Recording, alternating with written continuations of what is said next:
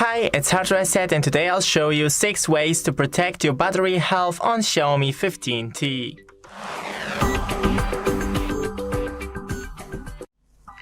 So the first option is in Settings, then Battery, and Current Mode, select Battery Saver or even Ultra Battery Saver. Then we have Battery Checkups, and here you can do everything on that list. Then battery protection, here you can check all the battery infos, for example battery health, cycles, manufacture date, first use etc. And charging protection, enable the battery protection. Then here we have all the apps that uses the most battery, so just consider using it less. Remember to clean your background apps and don't use your phone when it is charging, and especially don't charge it in a case. So if you have a case like me, just take it off for the charging. Thanks for watching, don't forget to leave a like and see you in the next one. Hi everybody, welcome back to the HardReset.Info channel. Today I'm going to tell you the top 8 display settings you must change in your Xiaomi 15T or 15T Pro.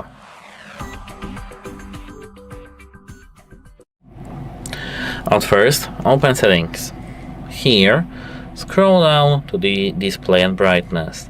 And at first, what I do recommend for you is to enable the dark mode. It's not medically proved actually that dark mode works better for our eyes and eye strain, but I think it does, especially when we use our phone during the night, at night. And I think it's better when we don't see that much contrast. We need to have the light mode and some darkness around our phone, around us actually. So I do recommend to enable the dark mode for in our phone. And this is the first option. The second option is enabling the automatic brightness. How does it work actually? Here in the camera we do have the proximity sensor, and it works exactly, light sensor. It works like that when we cover our camera. It means that we do have darkness around our phone, and as you can see, our display is lowering the brightness level up to the environment, and this should be better for our battery and for our eyes. The third setting is that when we scroll all the way down, we do have the refresh rate. Tap it, and here we do have, as you can see, custom refresh rate. I do prefer to have the default enabled, because as you can see, it adjusts the refresh rate dynamically up to 144 Hz based on the scenarios to balance performance with power consumption. Here, if you do have the custom enabled, we do have fixed the Hertz, as you can see, this refresh rate. Here, as you can see, we can select the application that uses the high refresh rate and that don't use, but default is the best for me. Apart from that, here we have the AI image engine. Tap it, and here tap super resolution. Enable that, enhance videos. Here tap AI HDR enhancement, tap enable, go back, and tap on MEMC, and enable MEMC. These 3 options for me are the best in the Xiaomi phones. I don't have them in my iPhone, I do have only the HDR, and I think that these are better actually. Apart from that, we can scroll a little bit up, and here as you can see we have advanced textures. Let's turn it on. It can cause our device sometimes to heat up, but I think that this is the best option for our display to have our phone as beautiful as we can think. And actually here we can tap on the dark mode options and customize dark mode. And here, as you can see, we can enable switch to dark mode, and we can select the custom or sunset to sunrise. As for the dark mode, of course, we can enable or disable it and set it from time to time, or just scheduled. I don't really recommend to have the custom enabled. I do recommend to have the default value sunset to sunrise. And we can set them individual applications up to our own needs. But honestly, I prefer when your dark mode is always enabled. And out as the last option for me to you is that we can enable the color scheme. And as you can see, we do have the color scheme. Let's disable the raining mode because somebody has enabled that. We don't want that. And let's go to the color scheme. Here, as you can see, I do recommend to have enabled the original color Pro. We produce realistic colors through color calibration. And if we go here to the advanced settings, and here we can manage, as you can see, the colors in our display. And actually that's it. Hope it helps you and have a nice day. Goodbye. Hello, in this video I'm going to show you the home screen tricks on Xiaomi 15T Pro. Alright, to open up the menu for adjustment, all we need to do is to simply hold on an empty space on our screen. Just like that. As you take a look, the menu now appears. And in here we can quickly change the wallpaper, add some widgets, or open other settings. Let's begin with the widgets. They're a really cool thing. In here we have a list of apps of which we can create a widget.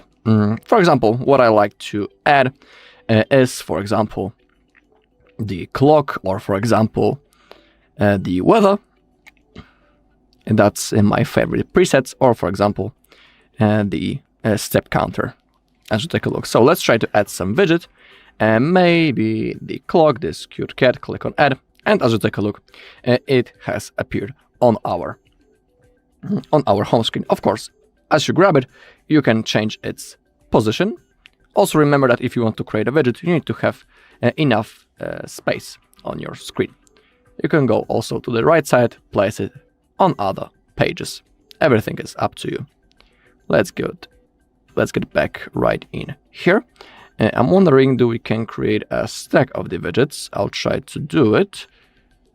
Maybe it's available, but let's check it. No, unfortunately not. So we won't be able to do it. But for example, as you take a look, I have now added another widget, but this time it's the gallery widget. Pretty cool thing. Okay, the next thing, as we go into the settings, is possibility to, for example, change the transition effects. Currently we have the simple slide, but we also have the crossfade, tumble, page, cascade, rotate, cube, and that's all. Currently I won't change anything, so I'll show you how the default transition effect looks like. So that's basically this effect when we are scrolling left or right on our home screen. Now we can change it.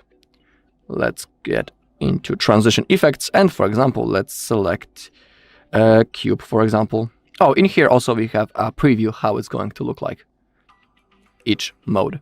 So you just need to simply select the one that you like the most. Let's select that cube, for example, click on done once again, and as you take a look, the effect has been now changed, and we have different animation. Looks pretty cool. So that's another thing that we can adjust. If you want, you can also set the default screen. Currently, this one is default, but you can, of course, change it. Which screen will be the default one? All right. If you want, you can enable to don't show the text. You can select off, anywhere, or on the widgets. It's up to you. And as you take a look now, the text under the widgets disappeared, and it looks more clean. Alright, another thing that we can do on our home screen is to create a folder. Thanks to that we can organize our space in the best way. As you take a look, I have already created, but I didn't create those folders that are in here. They are created defaultly. But let's create a new one. To create a folder, all we need to do is to grab one of the apps and place it on another. As you take a look, a new folder has appeared. If you want, you can also change its name. Hold, click on edit, In here, you can also even change its size, enable the today's recommendations, and above you can change the name of your folder. I'll name it the game, just like that. And now in here, I can stack all my games in one place. Pretty cool thing.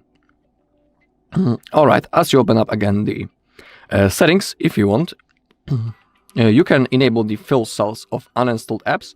It works in that way that if you have some apps on your home screen, for example, when I would uninstall the Spotify right now, there wouldn't be, this gap between Facebook and the cleaner.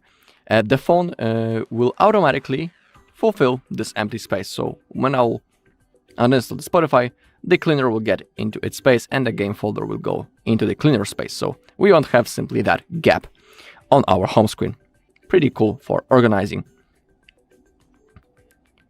Alright, if you want, you can also lock the home screen layout. If this feature is turned on, you won't be able to move any of the apps on your home screen. As you take a look, we have the notification. Home screen layout is locked, so we cannot change the position of our apps. They are simply locked. If you click on the more, you can see more things. We can change the home screen mode. Currently, we have the with app drawer. It works in that way that when I'll slide to the app side, a list of all apps that are installed on my device will appear. If you select the classic mode, you won't have that app drawer. All of the apps will be simply on your screens. And we also have the light mode that we can select. With app drawer, we can also manage the app categories. We can categorize them. We can select the background, light, dark, or the auto. We can also set the transparency, for example, into 50. Let's click on apply. And now when I will launch the app drawer, it's pretty transparent.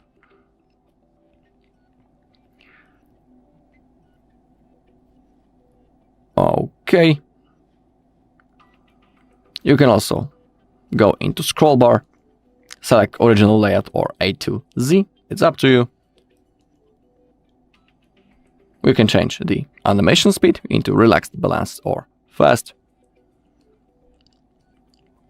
Also, we can change the home screen layout. Currently it's 4:6, but we can also select 4:7 or 5:9. Now, thanks to that we have selected 5:9, we can get more apps on one screen.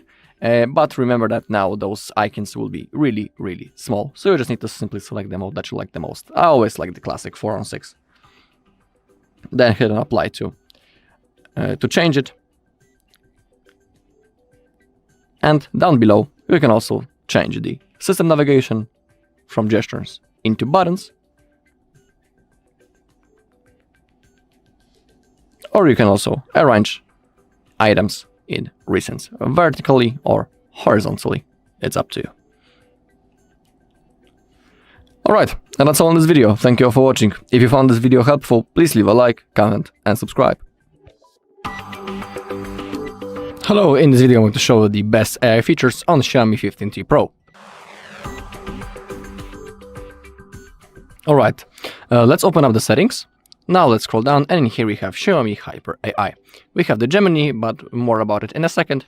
Let's click on the AI App Boost, and as you take a look, in here we have a lot of features that we can use. Starting with AI Writing, AI Dynamic Wallpapers, AI Gallery Editor, AI Speech Recognition, AI Translate Conversation, AI Interpreter, and AI Subtitles. Let's begin with the AI Writing maybe. AI Writing provides features including expanding, polishing, proofreading, and summarizing your writing and creating pieces of writing based on your prompts. So let's open up the notes to check how this works. Let's create a new note. And now in here on this bar we have an icon which is about our AI. If you want to use it, we also need to sign in into the Xiaomi account. If you don't have an account, you need to create it. And now I'm about to log in, and I'll see you in a second. Okay, I have logged in, and now I'll click on the icon. Okay, and now we can enter our prompts. So in here we have some suggestions what we can do. But first, let's try to generate, for example, an article about history of cars. That's an example. It should generate. All right, as you take a look, it's starting to show us the whole text. Wow, it's actually pretty long. So let's wait until it's finished.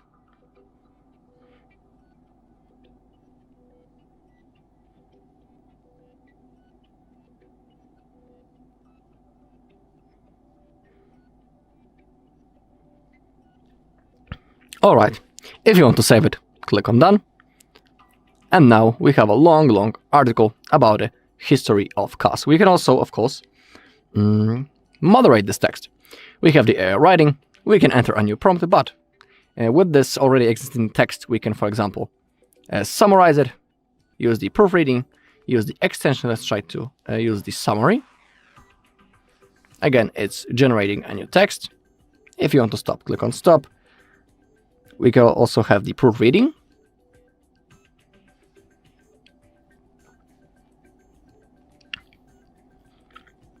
We have also the extension. It's going to simply extend the already existing text. Below, we have the general function. We can also make it more professional, more simple, or make it friendly. Let's try to simplify it. You could even see that it had above 2,000 characters. So let's try to simplify. All right.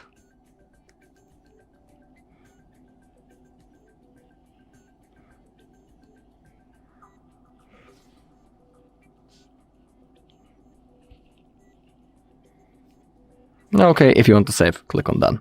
So that's basically how the AI works. I highly recommend trying it on your own. Really cool feature. Let's go back then. That was the AI writing. And now let's go with...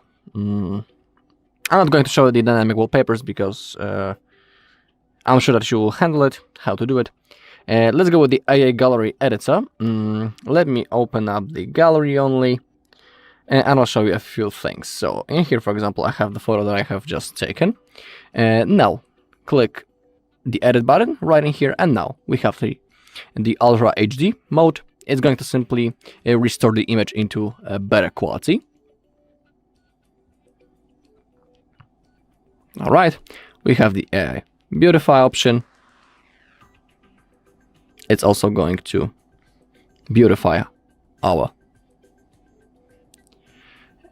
photo. We have the bar down below, and you can see the changes on the screen. What's changing? We can change the exposure level, contrast, many more, but I would like to show you not this one, but the erase option. Click on Allow.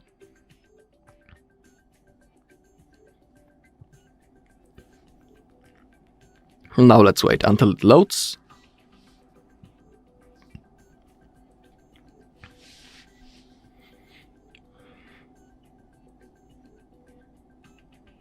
Actually, I thought that I would be able to, for example, select the thing that I want to erase, but maybe there's a chance that it will simply erase, for example, this shadow that it's next to the plant. Alright, actually, I don't know what has changed. Oh, now. It had to load. Now we can remove object, remove people, remove reflections, or manually select what we want to do. So let's say I want to manually erase this plant. Oh, it only did with its surroundings, so I need to do it in that way. Let's see what's going to happen. Oh, maybe it was not removed perfectly, but some part of the plant has been actually removed. Maybe now let's try with the remove object. Oh, as you can see, when it comes to this photo, it doesn't look in the best way. But you can, of course, try with other pictures, and then try to do other things. All right. Also, in the settings, you had some preview what you can do. I'm just showing you where you can find those features. All right. Next thing. AI speech recognition. Transcribe speech to text automatically during recording, allowing you to view transcripts in real time. We also have the distinguished speakers, the summarize option, and the translate function. I think that it doesn't tell us in which app we can do it, but I think it will be in the Recorder app. So let me find it. Recorder. Now let's try to record some text. Hello, hello, hello. 1, 2, 3. How are you doing? I'm wondering what you're doing on Friday evening. Would you like to go for a party at 8 p.m.? All right, I can save the text. And in here we had already our AI speech recognition in work. It has been simply detecting my text, and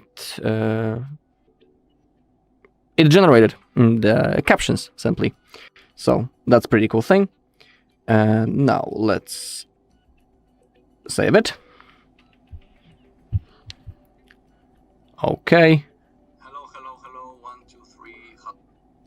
We can click on AI speech recognition. We can select the language. And in here also our text should be, generated into captions. Pretty cool thing.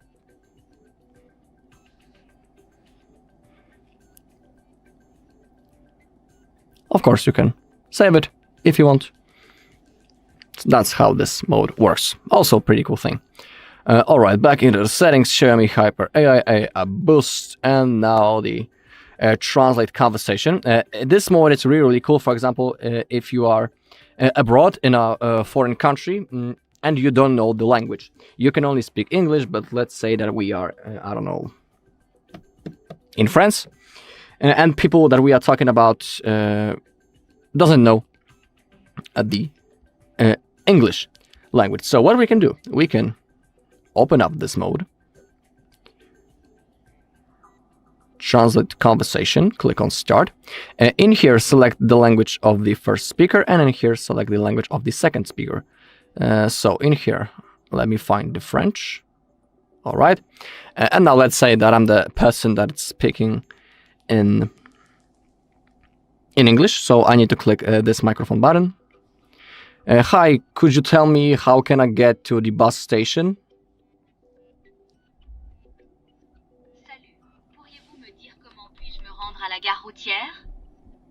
And as you take a look, my text from English has been already translated into the French. We can also play the audio.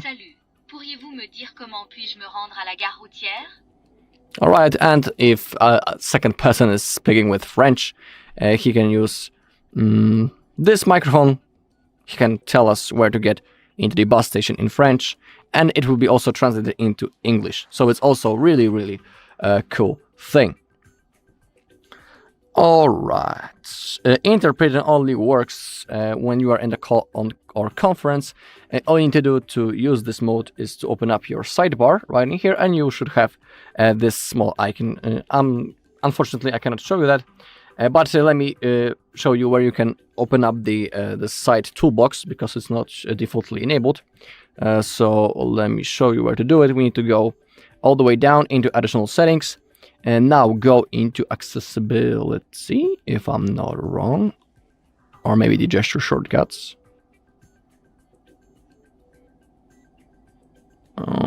I'm wondering where it was. Actually, let's open up the search bar. Now let's type side toolbox, and in here, open up, enable the sidebar.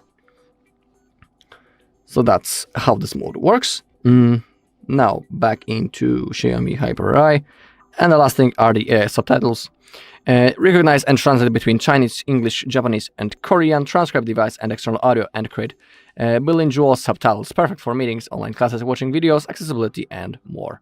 Using this feature, search AI subtitles in settings, tap to start using AI subtitles. We can click on start, and now it's simply listening to the audio on our device. So for example, when we are doing a call, everything will be translated and it will appear right in here in this window. Also pretty cool thing.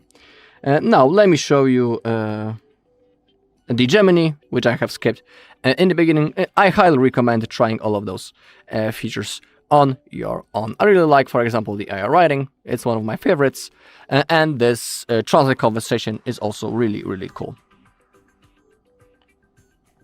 That are my favorite when it comes to that.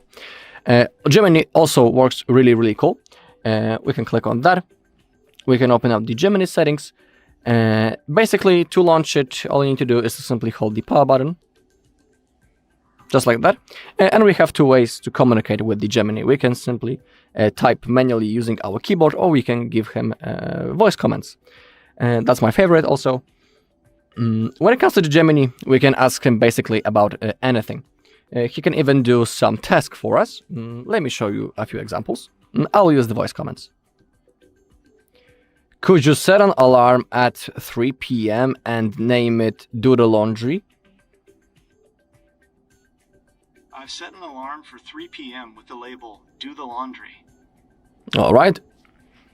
And that's a cool way how we can set a new alarm for us. As you go to the alarms, you can see that 3 p.m. Do the Laundry has been successfully applied. Pretty cool thing. Now let's try to ask him, for example, that we are planning a trip. We want to go, for example, into, I don't know, New York, and we would like to know what's the weather currently in there. So let's ask the Gemini about it. What's the weather in New York right now?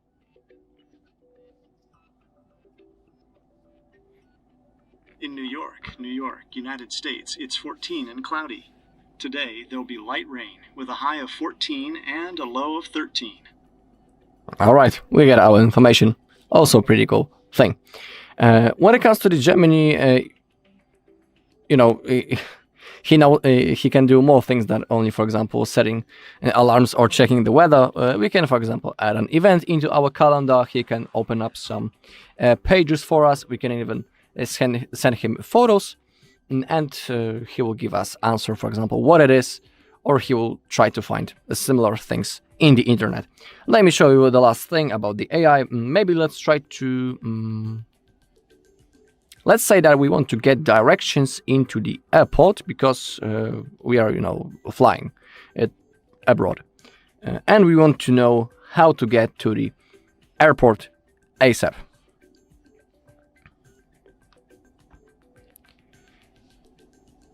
Show me the fastest route to the airport in Krakow. The fastest route to Krakow Airport from Krakow is approximately 21.2 kilometers and takes about 22 minutes by car. You can view the route here, Krakow Airport route. All right, and here we have a route how to get there. Pretty cool thing. Alright, and that's all in this video. Thank you all for watching. If you found this video helpful, please leave a like, comment, and subscribe. Hello, in front of me I have Xiaomi 15T Pro, and in this video I'm going to show you how to unlock this device without password. Alright, but before we begin, we need to discuss a few things. Please only try to unlock your phone and no other case someone else's, because that might be considered as a crime, and that's also unethical, so have that in mind. Also, we will have to perform a factory reset of our device, so we will delete all of our data. So if you don't have a backup, I'm sorry, you will lose all of your data if you choose to continue. Next thing is that after the reset, during the setup process, the phone will know that it has been factory resetted, and it will want you to still draw your or type your password as a confirmation that you are a previous user, or you can use the second function, which is logging into the Google account on which you were logged in before the reset. That's like a confirmation that we are actually a user, but not some kind of a thief. So we need to remember about it, that after the reset, during the setup process, you will have to type and log into the Google account on which you were logged in before the reset. Now we can begin. As you can see, my phone is locked. I cannot do anything. I cannot remember the password. And now what to do? We need to power off our device. So click volume up and power button at the same time and select power off. Now we need to launch the recovery mode. We do it by using the 2-button combination. We need to hold the power button and volume up button at the same time. And when the Xiaomi logo appears, we need to release the finger from the power button, but we just need to keep holding volume up. So start with holding both of the buttons.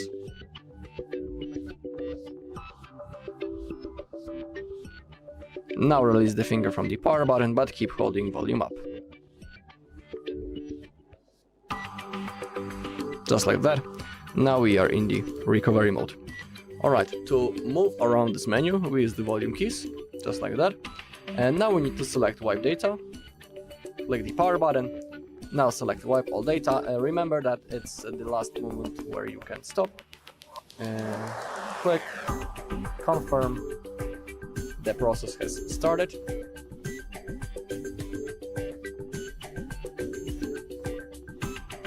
Okay, data wiped successfully. Click on back to main menu. Now select the reboot the system, and now we just need to wait until the phone turns on, and the next thing that will appear is setup process. Alright, and that's all in this video. Thank you all for watching. If you found this video helpful, please leave a like, comment and subscribe. Morning guys, in front of me is Xiaomi 15T Pro, and let me show you how to use secret codes on this device.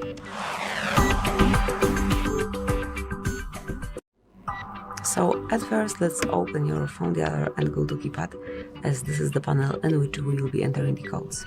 So let me start with the first code. The first one is pretty quick, pretty simple, *#06#. And as you can see, this code will provide you to device information. So once you need to check email or serial number, you can do it super quickly with this code only. Tap on OK. Another code that you can use on your device is *## *225 #*#. And here you've got calendar info. So if you have any upcoming events stored on any calendar that is connected with this device, everything will be displayed right here, right in front of you. Let me go back. Another code that you can use is *## 426 #*#. And here we've got FCM diagnostic mode, where you can check events and status. So smoothly check whatever you need, and if you need or want to explore it more, just select more icon and mark advanced view, and now you've got access to way more details. Let me go back, and then another code that you can use here is *## 4636 #* and ** again. So here we've got the testing panel. The first two options are for, it's all the same, however, for two of your email numbers. So let me show you just on this one, on this first panel. So here you can check obviously email, then current network, roaming, data service, data network type, voice service, voice network type, signal strength, and so on. What is interesting here is ping test. You can smoothly perform it right here, smoothly by tapping. And as I told you, it's all the same over here, just for the second email. And then under Wi-Fi info, you will be able to check Wi-Fi APA, configuration and status. So basically that's it. That's how you can use codes on this device, how you can explore it a bit. So thank you for watching. Please subscribe our channel and leave the thumbs up. It's HardReset, and today I'll show you 8 things to do right after setup on Xiaomi 15T.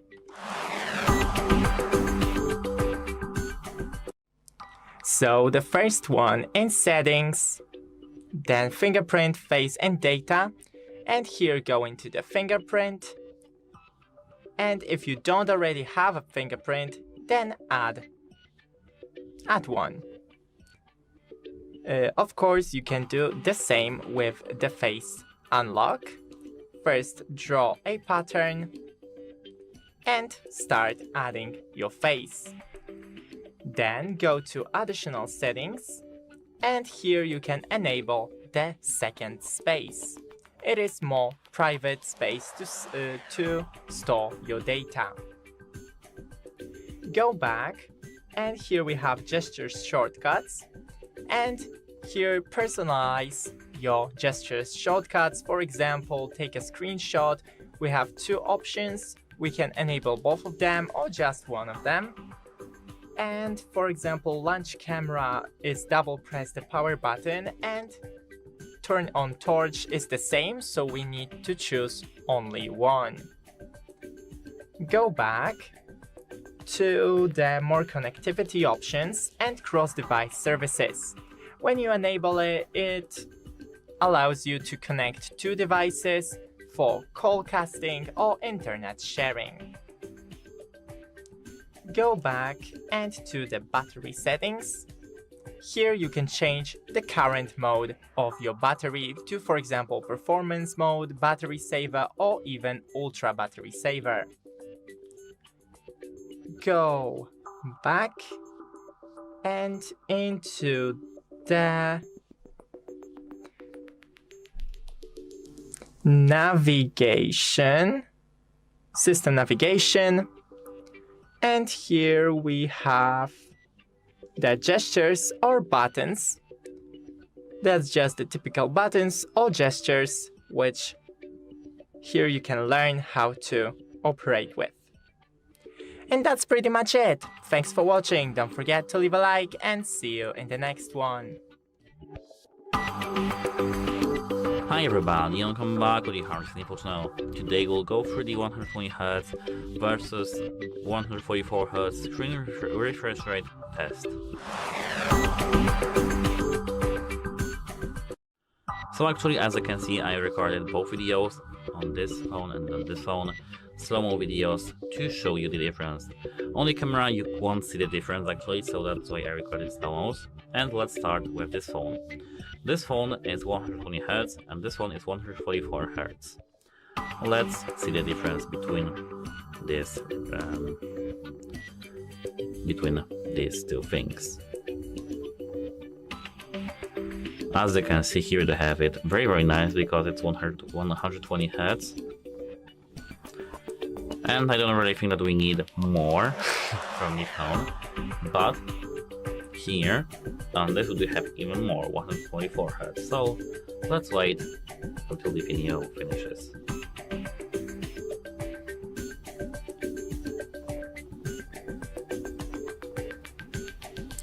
As you can see, this was my skill issue. I couldn't tap the applications, so it was my mistake. It's smooth, right? It looks nice. Now let's jump to the Xiaomi 15T, which is over here.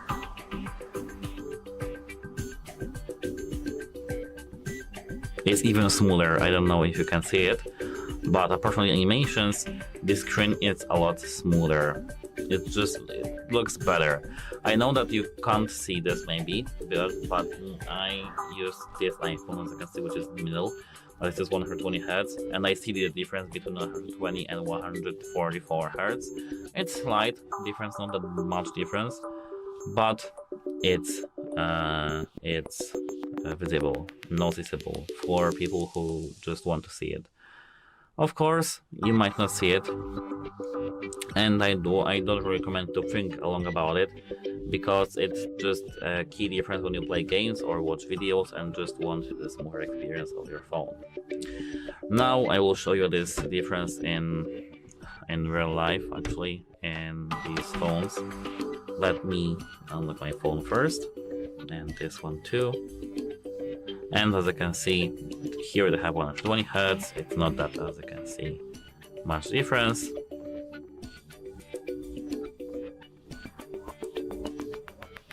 Yes, and here as you can see we have 144.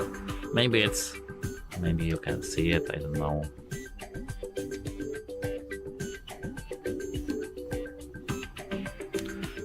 Let me know in the comments what you guys think about this.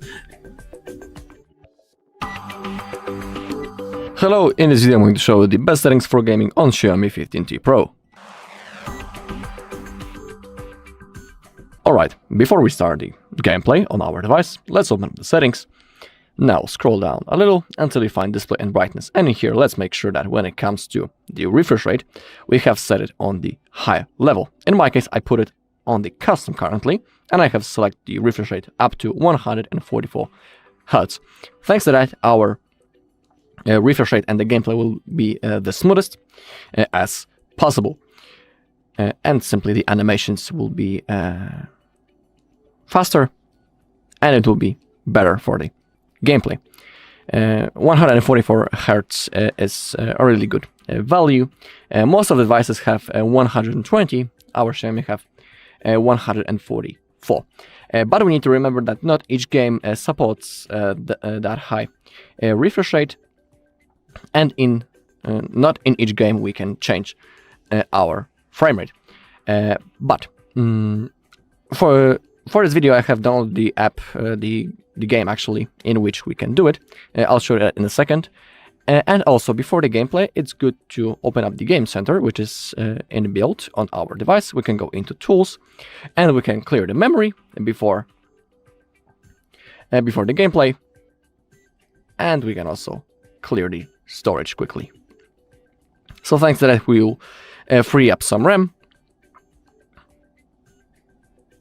and our device will be working in the best way. As you take a look, we have cleared almost 5.5 gigabytes of trash files. Also, before the gameplay, we can open up the recent apps, just like I did. And if you have a lot of apps open in the background, what I'd highly recommend to do is to simply close them. Okay, now let's launch our app, our game actually. I'll rotate the phone so you'll be able to see everything. And in here, we can also check and change some graphic settings. Not each game allows you to do it. I have picked the game in which we can do it.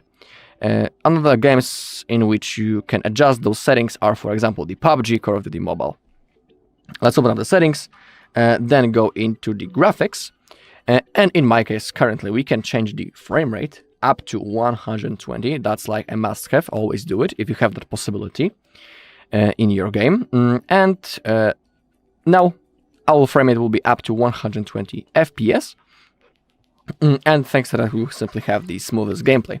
When it comes to the advanced settings, in here, if you want to have the best and stable FPS all the time, you should simply select the lowest settings, just like that. If you want the best graphics, simply max out those settings right in here. Of course, if you want, you can select your custom preset, and for example, you can select the bloom into medium, anti-aliasing also into the medium, and the rest thing, for example, into max. But be aware that in my case, as you take a look, I have changed something and the frame rate has been adjusted into 60. Make sure that it's always set into the max. Also, we can open up the game center in here. We need to slide to the right side, just like that. And in here, let's click on performance settings first. Not in here, my bad. Let's click on boost. Okay. And in here, select the game mode into performance for the best FPS possible. The power consumption of the battery might increase, and same thing with the temperature, but thanks to that, we'll have the best FPS. Okay, in here also, if you want, you can clear the memory if you didn't do it before the gameplay. We have freed up 500 megabytes of the data.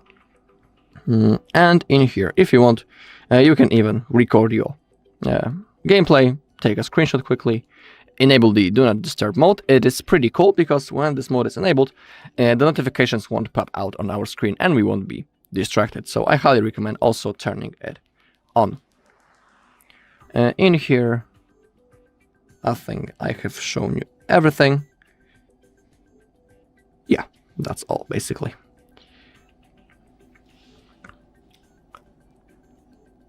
Alright, and that's all in this video. Thank you all for watching. If you found this video helpful, please leave a like, comment, and subscribe. Hi everybody, and welcome back to the HardReset.Info channel. In today's video, I'm going to tell you the key comparison between the Xiaomi 15T Pro versus the 15T Basic.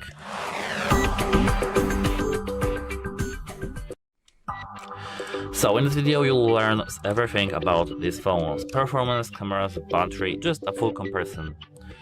So as for the chipset and performance, here within this Pro model, we have better CPU, which is the MediaTek Dimensity 9400 Plus, which is in the 3nm technology, in comparison to this Xiaomi 15T, which does have the 8400 Ultra, in the technology which in 4nm, which I think this is a key, between these two models, because even though there is only a slight difference between these two CPUs, to the camera system, to the optimization, etc., this one is very much better, just better than this one, than this just basic one. As you can see in the design case, here they have this flashlight over here, and here they have this camera. I mean, not in this camera, but on this island of the cameras. As for the display case, here, as you can see, we have let's say the same display.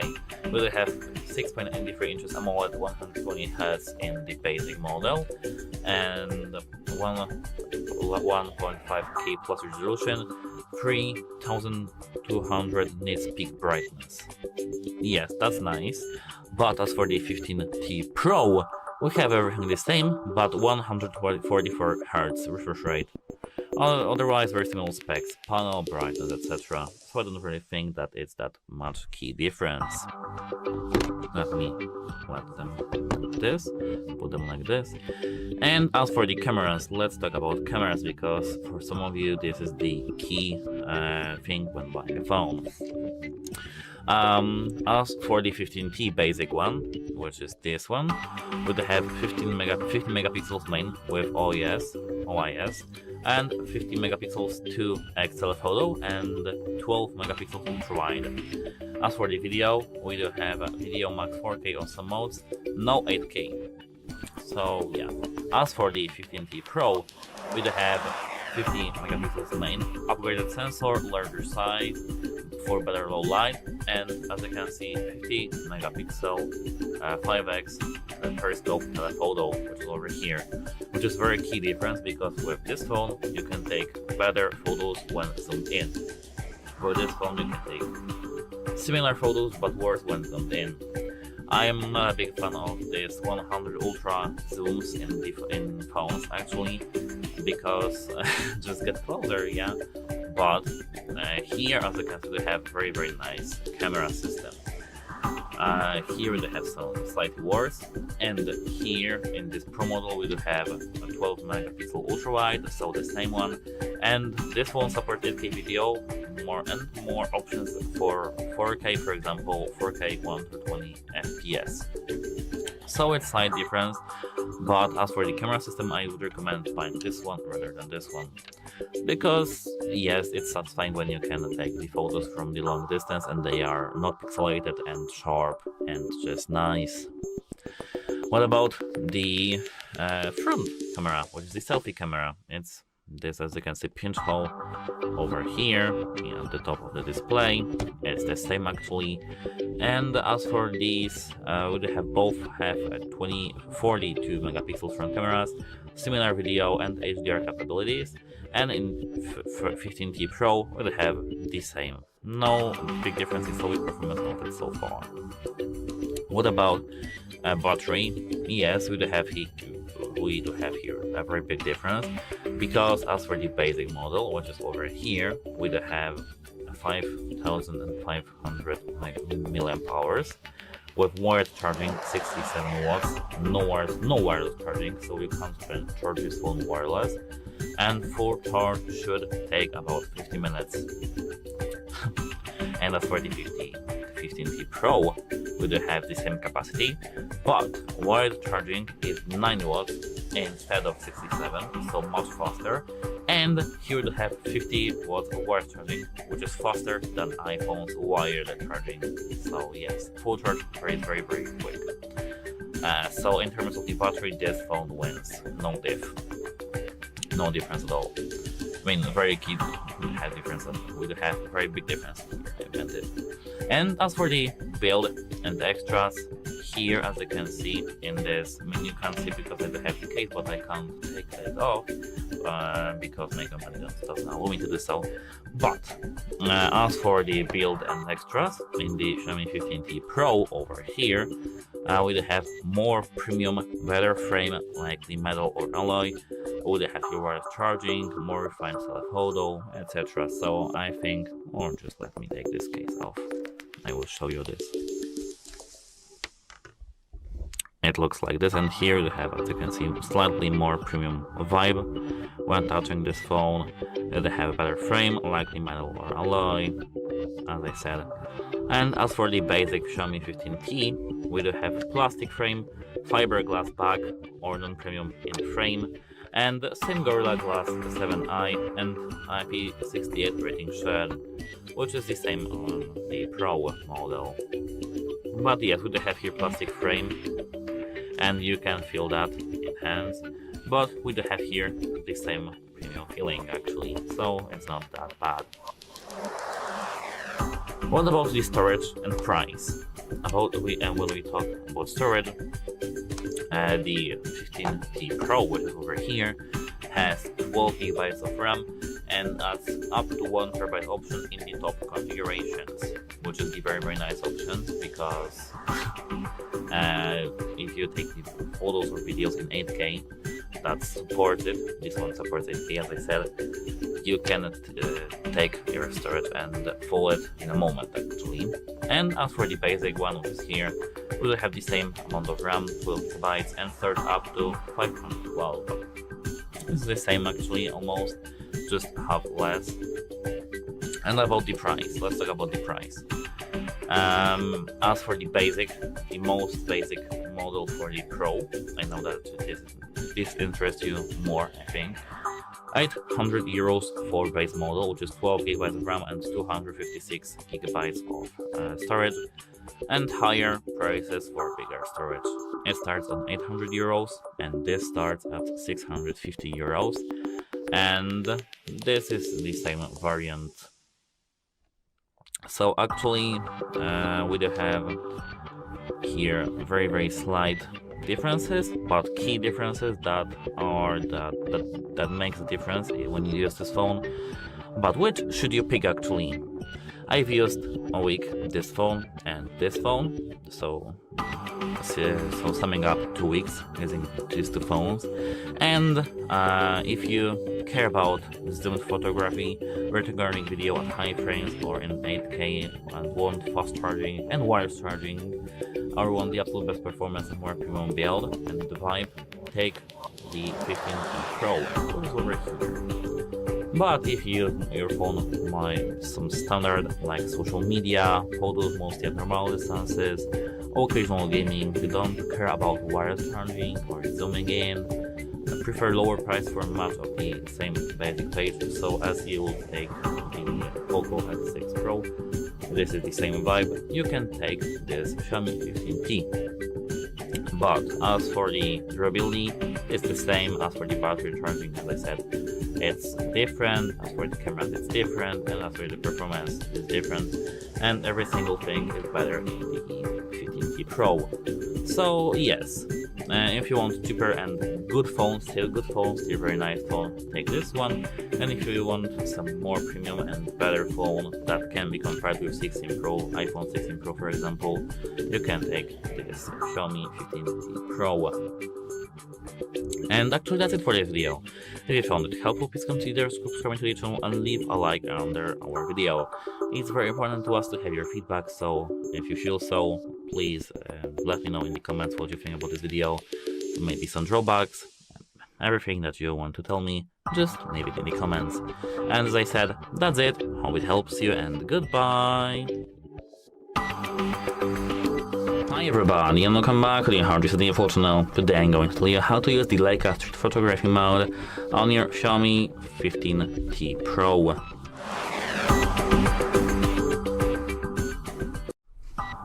So actually, we do have at first to enable the street photography mode. To do so, open your lock screen and double tap the volume level, either down or up. Here, as you can see, our photo is taken automatically when we do enable the fast shot mode. This is the street photography mode, and we do have, as you can see here, the focal lengths. Let me do something like this. Here we have the HardReset logo, and we do have here, as you can see, focal lengths 28, 35, 50, 75 or 120, 35. The photo is very detailed, and we just have to click the camera to take the photo. That's how to use it. As you can see here, they have the portrait styles or something like that, filters. Here you can lower the exposure or increase it.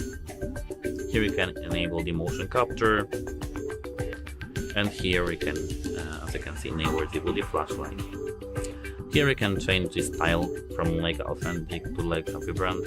This is only the colors of the photo, and actually it works like this.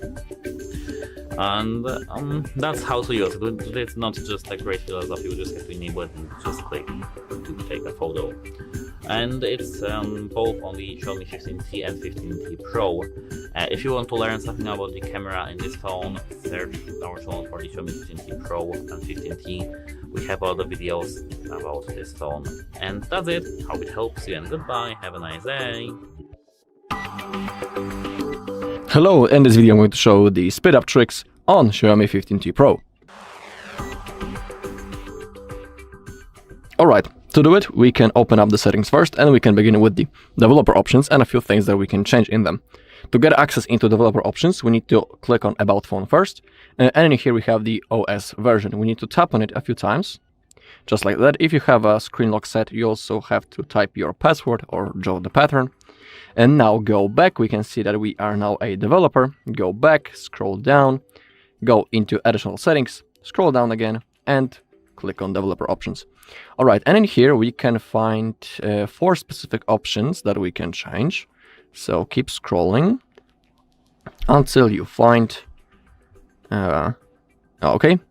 window animation scale, transition animation scale, and the animator duration scale. As you take a look, all 3 of those options are set on 1x currently, but to improve the speed of our device, we can completely turn them off, or at least put them on 0.5.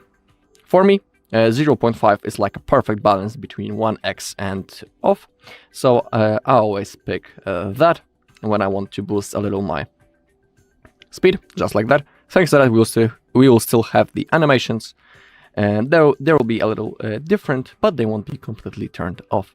So that's what I always like to pick. But also don't go higher than 1x, because it will only slow your device. Alright, let's scroll down also a little until we find the apps, and we have the background process limit. Currently it's set on the standard, but we can set it on at most 3 or at most 4 processes. It's up to you. I'll pick at most 4 currently. Alright, that's all in the developer options. From here, let's go straight into apps. And in here, simply, if you have the apps that you are not using, what I highly recommend is to simply uninstall them. Remember that some of those apps in here are the system apps, so you shouldn't be uninstalling them. Simply uninstall the apps that you have downloaded manually from the Google Play Store. As you take a look in here, we have many things. Also, we can go into Duo app. No, not that. My bad. So in here, you can find your apps, but there is a faster way for it. We don't need to, uninstall the things from this level. But I'll show you how we can do it. So, for example, I'm not using the Netflix. We can click on that, and we can uninstall the app right in here. We have the button. Then click on OK. There's of course the fastest way to uninstall it. Find it on your home screen, hold on the icon, and in here you can click on the information button and you'll get straight into the app info. And in here we can uninstall it. Pretty easy thing. Alright, also we can open up the security app and let's perform cleaning. But before, let's wait until this scanning process is finished, because we should have, the optimize button. We can click on that. Now our phone will be optimized. Here we'll clear some of the background processes. Here also clear the cache. And as we take a look, everything has been optimized. Alright, below we also have some suggestions. For example, we can clear trash faster. We can click on add, boom, and we have gained some points right in here. We are close to 100%. Okay, if you click on the cleaner right in here, you can also perform a scan. I highly recommend doing that. And as we take a look, we can delete 22 megabytes of junk files. Don't worry, it doesn't delete any of your data. In here, you can also perform a deep clean. Pretty cool thing. We can click on clear. And in here, the phone tells us which apps we can uninstall, for example, to get some free space. We can also clear the app data, delete some photos to gain the storage space. Alright, also we have the boost speed function. We can click on that. Alright, and let's click on boost speed. Also worth doing. Alright, and that's basically all in here. Pretty cool thing. Of course, if you want, you can also download some third-party apps. I mean cleaning apps from the Play Store. All you need to do is to simply open up the Play Store, then type cleaner or cleaning, and you'll have a whole list of apps that you can download. But remember that before downloading anything, it's always good to see the reviews about the app. Also, if you are using your phone for a long period of time, I'm sure that you have a lot of apps opened in the background. In my case, currently I have no recent items, but if you have a lot of apps opened in here, what I highly recommend is to simply, manually slide to the app side and turn them off, because they're only taking your RAM away, and that is why your phone might be working slower. Okay, and the last thing, which I highly recommend to do regularly, is to perform a reboot. I think once a week is completely enough. So that's how often you should perform it, because also during the reboot, all of the processes that are running are being closed, and also our RAM gets freed up. To perform a reboot, we need to launch the power menu. We do it by clicking the power button and volume up button at the same time, just like that. And now we need to drag this white ball into the reboot function. Now release your finger, and now simply wait until your phone turns on back again. It will be ready to use. Alright, and that's all in this video. Thank you all for watching. If you found this video helpful, please leave a like, comment, and subscribe. Hi everybody, welcome back to the HardReset.Info channel. Today we're going to talk about the master portrait, professional portraits on your Xiaomi 15T Pro.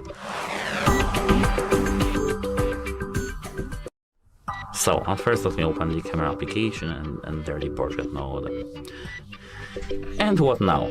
Here, as you can see, we have the master portrait. So if you have here Leica portrait, switch it to the master portrait. And what is a master portrait on the 15T Pro?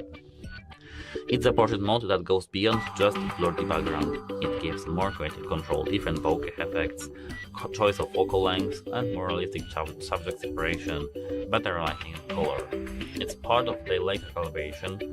There are Leica looks often driven plus computational improvements from Xiaomi. For example, Portrait LM 2.0 Color and LM 2.0 that help with color, contrast, and depth. You get multiple focal lengths, equivalent actually, on the rear cameras to change perspective, wide angle, portrait, standard, telephoto, etc. This gives more stylistic flexibility. And how to use that? At first, open the camera like I do have here and enter the portrait mode. Here now choose the focal length, zoom actually. So let's for example turn it 25x. Now select the bokeh blur style / the blur style. Tap this, as you can see, focal. I mean, not focal, it was the portrait, as you can see, length, aperture. Yes, this was the aperture. And here, as you can see, we have standard and surge bokeh, soft focus, wide, bubbles, as you can see. And we can, for example, select the switch bokeh and manage the aperture. Let's set it, for example, to the 4.5. Now we can take any, as you can see, take any thing, take a photo of it in this, and this is the picture that I've made. And actually that's it. Keep distance and use telephoto if needed. Use the proper lighting, use the camera grid and composition aids, choose the right Leica look, and refine in post. But actually that's it. Goodbye, have a nice day. Welcome. In this video I will show you how to record 4K slow motion video with 120 FPS on Xiaomi 15T Pro. So generally it's not quite possible to record a 4K slow motion video on this phone. However, we can bypass these limitations, although we're gonna have to sacrifice the quality in such case. So what I'm talking about is that you cannot directly record 4K slow motion video on this phone. However, to record this kind of video, you have to go to camera, then select video right here, then swipe to the top, select slow motion, and now you can record, as you can see, the full HD video with 100 up to 960 FPS. So now let's record a sample video to see what it looks like, and then we're gonna try to do the same thing but in 4K, and then we'll compare the results.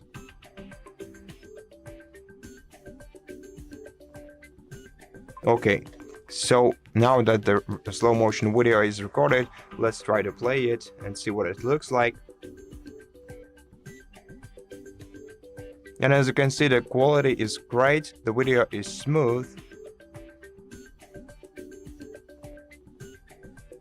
And now let's try to record a regular video with 4K 200 FPS so that the video should have a better quality this way.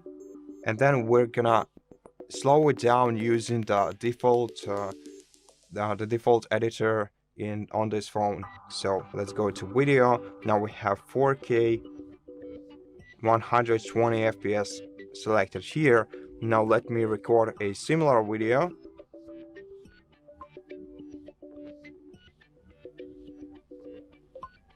Okay.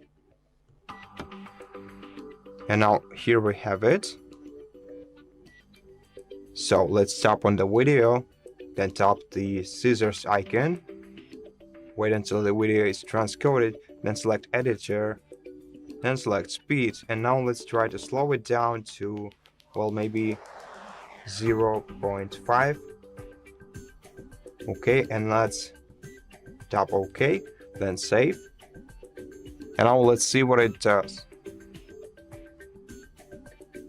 As you can see, the video has a better quality, though the transitions, as you can see, they are much harsher, they're less smoother than in case of the regular slow motion video. No, this wasn't. So you can see that the original slow motion video is much smoother. So basically this is the answer to this video. We cannot really record a slow motion video in 4K 120 FPS on this phone, though we can get close to it. And if you use some external video editor, I think you can get a much better result with it. But this is the maximum that we can get from this phone, as the device's slow motion video recording capabilities are basically limited to a maximum of 1080p resolution at 120 fps, 240 or even 960, but not in 4K. And that's it. Thank you for watching this video. If you liked it, please consider subscribing to our channel, leave us a like and a comment below, and I'll see you in the next one. Hi, it's HardReset, and today I'll show you how to record 4K 60 FPS videos on Xiaomi 15T.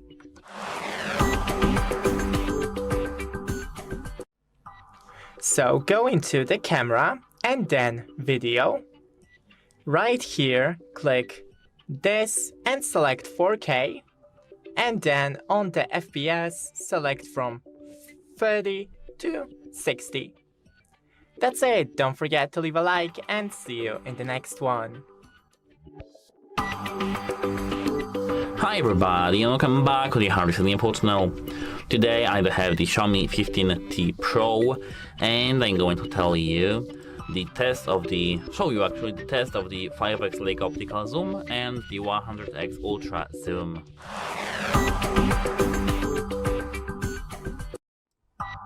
So actually, what I do think and admire the most in this phone is that here we do have the very nice optical zoom, and it's just very nice, and it works perfectly on this phone. And I have took some photos outside and inside on this phone, both on the 5x optical zoom and both the 100x. Let's just enter the photos application gallery here, and let's begin with this photo over here. This was taken outside with the 5x, as you can see, optical zoom, like optical. This is a photo of a table and a candle. I mean, the rest of a candle. It was a candle actually, Halloween candle. And as you can see, we have all the details. It was on the highest resolution that I could take. It's very nice. When zoomed in, it looks just beautiful. And this is the cropped 100x with some AI cool features. Blah. As you can see, this is this candle with 100x zoom with the same distance. It looks just beautiful, as you can see. This is, as you can see, another photo. And as you can see, this is took on the 5x optical zoom. It looks very nice. I really like this photo actually. I'm in love with this camera, as you can see. This is the 5x Leica optical zoom, and this is this over here, as you can see. As you can see, the AI made it not that good, but this is the part of this garden, as you can see, a garden house, as you can see. This is the part of it, and it's just nice. As we can see that this is just AI in some parts of it, like here for example, but we have much detail, as you can see. Because it's here actually, and we have much detail even though it's 100x zoom. It's the same distance. Here, as you can see, another photo of a candle. This is, as you can see, very close, and 5x digital, optical, 5x optical Leica zoom. It's just a very nice, very detailed photo. It's beautiful. This as you can see, leaf is just beautiful. Even though I just take bad photos, it's just very nice. And this is detailed 100x ultra zoom on this phone. It's cool, right? Here, as you can see, we have this jumping pad. Wow, 5x optical zoom. It's beautiful, as you can see. Again, take a look. And this is the photo that I took on the maybe more distance actually, because I couldn't take a photo of this jumping pad. If I were closer, 100x ultra zoom, it looks just like, I know that it's pixelated, but you know, we have to go very further if you want to take a photo that looks nice on 100x zoom, and it's like this. Next photo is some roofs, as you can see. This is the 5x optical powered by AI. It's beautiful. Again, we can see detailed photo, as you can see. I don't know if I want to talk too much about this 5x. The most interesting part is this 100x ultra zoom. As I can see, this is this part of this chimney, and it's just beautiful. I know that it's pixelated in AI because we can see that, but when we unzoom it, it looks like a real photo that was taken in closer distance. The next photo is this, as you can see, tree. 5x Leica optical zoom. If we zoom in, we can see much details of this tree. It's just very, very nice. I'm in love. We have much detailed photo, and this is 100x ultra zoom from the same distance. It's not for you. I can see that it's tree. I don't know if I want to talk about it much longer. I don't know what to tell you about this actually. If we double click this actually, we can see that it's 2300 as you can see length, focal length. It's like this. Here we go further. As you can see, we have here the polished water called Xiaomi. It's just beautiful. 5x optical zoom. It's beautiful. Most detailed photo that I have ever seen. Here, in comparison, we have the 100x optical zoom of the same object on the same distance. It's detailed too. As you can see, it's here. It's this place. W. The next one is clock. We can see that this breaks, as you can see, are here, and it's just beautiful. This clock is, you can see that this clock is somehow AI generated, but it's not. But here we have a beautiful clock, and it's just very, very nice. If we go to this 100x zoom, ultra zoom, we can see that this is here, but a few seconds later. It's beautiful too. And this is the last photo I took, but now I want to show you this test. Let's, for example, take the AirPods 2 Pros here, and let me take my phone and take the photo of my AirPods. This photo is like this. I'm in love with this phone. As you can see, it's very detailed, very nice. We can see my dust on these AirPods. We can see almost everything. This light, oh my goodness, it's beautiful for me. Of course, this is a subjective opinion. Now let me take, for example, a photo of my monitor so that I can see the pixels. 100x ultra zoom. I can move my phone, and as you can see, it's powered by AI, so it's AI processed, but not that much. And we can see every pixel that's on my monitor. And actually, this is a photo of this desk over here, but on the monitor that I do have in front of me. And actually, that's it for the video, and this is the test of the ultra zoom and the 5x of the optical zoom. If you found this video helpful, please consider subscribing to the channel and leave a like under this video. It's very important to us to have your feedback, so if you have any drawbacks to this video, or if you have any comments, please let me know and comment this video. We want to make the best videos for you, so feel free to leave your own opinion. And as I said, that's it. How it helps you, and have a nice day or night. Goodbye. Hello, in this video I'm going to show you how to take better pictures on Xiaomi 15T Pro. Alright, so let's open up our camera app. And now let's begin maybe with the zoom level. Basically, you should avoid using high zoom levels, because it will only cause that the quality of your picture will be worse. So what I highly recommend to do is to use higher zoom levels. For example, max 10x. I think it should be the max zoom. But simply using lower zoom levels will cause that the quality of your picture will be better. And what to do then?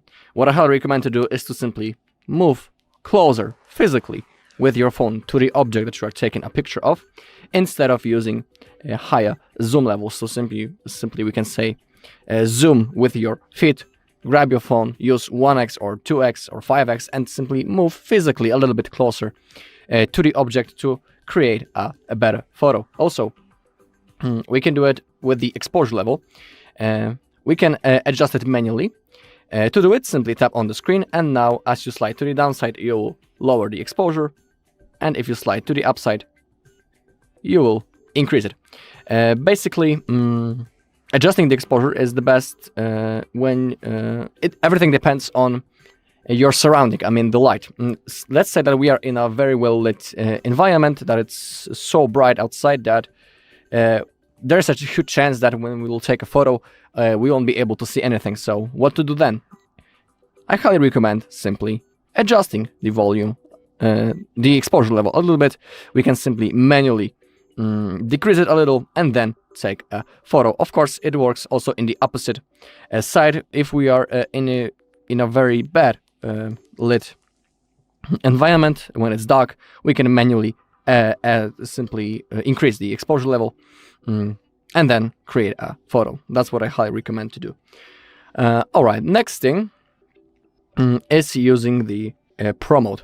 In here we can adjust things such as shutter speed, ISO, white balance, and the focus. I highly recommend trying this, all of those features on your own. As you take a look now, it's really dark. Because I think that I have set the ISO, yep, or even the saturation on a different level, and that's why it looks in that way.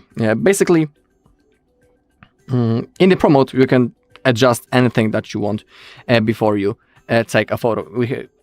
This is a Xiaomi 15T Pro, and we can adjust a lot of things right in here before we take a photo. So I highly recommend simply trying this mode on your own. If you want to reset the preset, you can click this button and everything has been set into default now. So I highly recommend playing with this mode. It's really fun to use. Alright, now as we slide to the upside, we have the Ultra HD mode.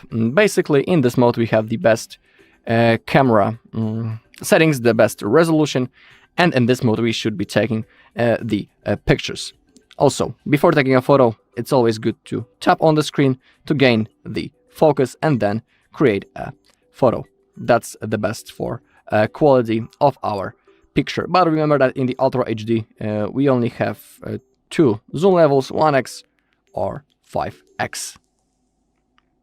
That's the only thing that we can do. Also, if you want, you can apply some filters. It also works in normal photo mode. Alright, now we can go into the settings right in here. And for better positioning of our device and better quality, we can go into the general and we can enable the grid lines. We have the rule of thirds or the golden ratio. I'm about to show the rule of thirds. Now, I'll just take a look. This grid appeared on our screen. And thanks to that, we can simply position our camera better to take the best picture. So let's say I have this plant in here right with me, and I want to take a picture of it. Now, thanks to that I have selected the grid lines, now I can position my camera in the proper way before I take the picture. So let's say I want this plant to be in the middle, and thanks to that I have enabled the grid lines, I know that when I'm holding my phone just like this, the plant is in the middle, and that's the moment where I should take the photo. Boom. And now, thanks to the grid lines, our phone was positioned in the proper way, and our beautiful plant is exactly in the middle of our photo. Pretty cool thing, and helps with taking good pictures. Now let me show you the golden ratio, the second mode, general, grid lines, and the golden ratio. It will look a little bit different. We have a different grid. Maybe I'll go with my palm so you'll be able to see how it looks. We also have the center mark and the straighten. Thanks to that, we also know, are we holding our phone steady? We can see this bar right in here, this yellow bar, and it's telling us, are we holding the phone on the proper level? Okay, and also I highly recommend turning the HDR before taking a photo. Thanks to that, we will simply have better quality and better colors.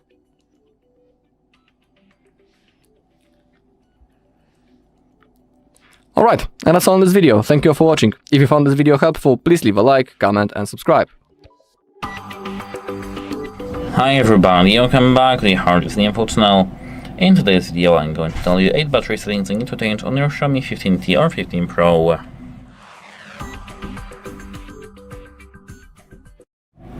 At first, go to the settings. Here you have to go straight to the battery if you scroll down to the battery over here. And now if you are in the battery, the first thing I'd recommend is that if you tap on the current mode, tap on mode. Here we do have the modes. You can select it up to your own needs actually, but I'd recommend to have it unbalanced. If you want the performance mode for gaming or something like that, enable the performance mode, but if you want your phone lasts much longer, enable Ultra Battery Zero or just Saver. I'd recommend having only the Saver or balanced. This is the first thing. The second thing is when we tap here on the battery protection and tap here on the battery protection. Now, here as you can see, we have a lot of cool options. We can charge our phone fully up to 100%, more battery protection, which is to extend the battery life. The device will stop charging when battery level reaches 80%, and charge fully only once scheduled. Smart charging is to extend the battery lifespan. The system will learn how you charge your device and stop charging when the battery level reaches 80% in applicable situations. Have the battery protection or smart charging enabled every single time. Don't have charge fully enabled. This is the second thing. The third thing is the application battery saver. So here we can tap on the additional features. Pardon me, it was not the additional features, it was somewhere here or here. Here, as you can see, we have these applications, and if we tap on the application, we can tap the battery saver and enable the battery saver, which is the recommended option here. Just leave it enabled. And the next thing that we can recommend to enable is the auto brightness. Go back and go to the display brightness. Here, disable display brightness. It's maybe better for our eyes and better for the overall performance of us, but it's worth for the battery. We are, pardon me, we are using the light sensor in our phone, and it costs our battery very, very much. This is the fourth thing. The fifth thing is the static or animated wallpapers.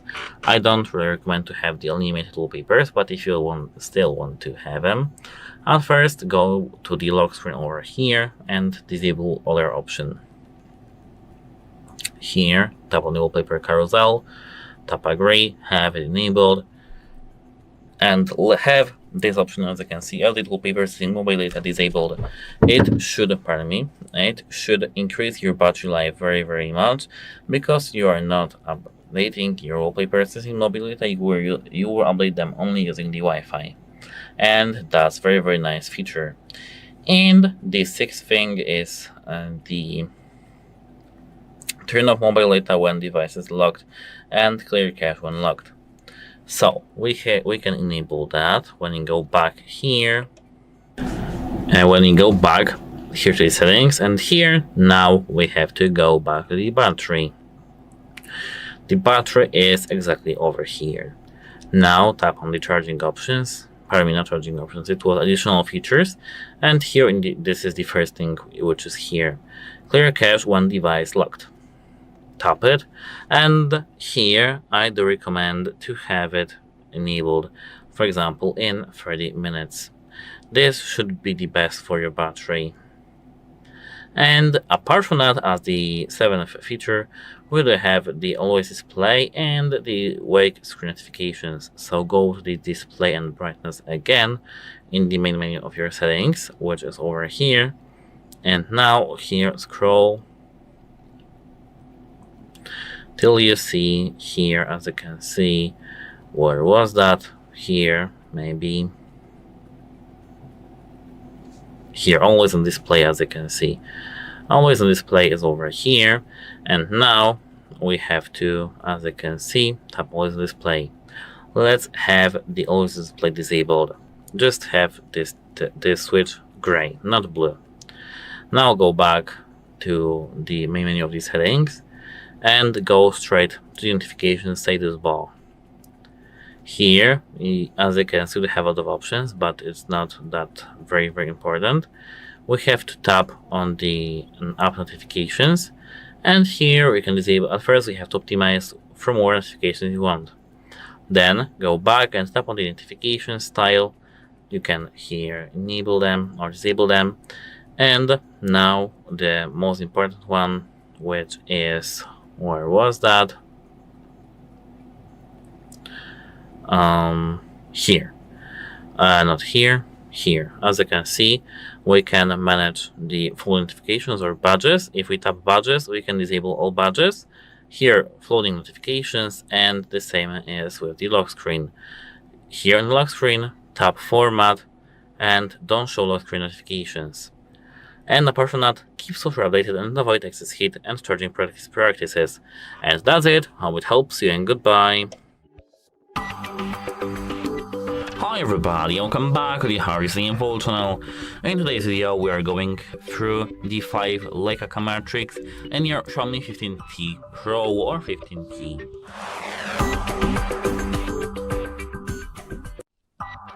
The first thing is street photography mode, which is called fast shot, and it's difficult to enable it through here from the camera application. So at first lock your phone, then open the lock screen and double click the volume down button. As you can see here, we have the fast shot enabled, and now we have the street photography mode. This mode is designed for capturing spontaneous moments, especially on Negao, and here I can tell you some tricks. For example, as you can see, you can enable it double clicking the volume down button or up button. Actually, here as you can see, we have this modes like 28mm, 35, 50, 75, and 135 millimeters. These are focal lengths, and they are great for street scenes, wide enough for context, tight enough for subjects. And as you can see here in the top right corner, we have Leica, and we can manage the Leica different, like authentic styles of the image. And that's it about the fast shot. This is all you have to know. What about the rest ones? Because here they have Leica, so I think it's very nice feature. At first, let me wait a moment. Let me unlock my phone first. And now we have to open the camera application. And let's now disable the fast shot and open the portrait. Here in the portrait, as you can see, they have 2 modes: Master Portrait or Leica Portrait. What I do recommend is to have the Master Portrait enabled, and here tap on this thing over here. Here as you can see, we have a lot of filters, for example Leica filters that are default presets. You can see sepia, BW, NAT, VIV, etc. Here they have some beautify things for the portrait, and here if you tap on this portrait thing over here, where they have master lens system, where they have standard, select, swift, swirly bokeh, soft focus, wide, and bubbles, etc. These are the cool things, and this mode gives you control over portrait shots, especially the background blur and style. Here as you can see, we can choose our bokeh style, which is this swirly bokeh, for example. And this let you customize the look instead of just letting AI guess. We can use different focal lengths. Here as you can see, we can change the aperture of the portrait mode, etc. And this is, I think, the best feature of the portrait mode on the Leica. Here, for example, we can take some photo. Let me just, for example, take my flower as a decoration. I can tell it's really bokeh. And let me take a photo. As you can see, our photo is like this. It's very beautiful, even though it's just it took us 1 second to take. It's very blurred and very nice. Now we can close the camera application for a moment, and now let's enter it back again. And what we do have in this phone is telephoto and ultra zoom. The 15T Pro shines here with the 5x optical zoom, 10x zoom and ultra zoom, up to 20x or more in digital beyond. Here, as you can see, if we move our finger like this, we can increase the zoom level. 5x is the optical, and as you can see here, we have the best shots, for example, which are not digital yet. Here they have 10x, and here we have 20x, which should be useless, yes, lossless.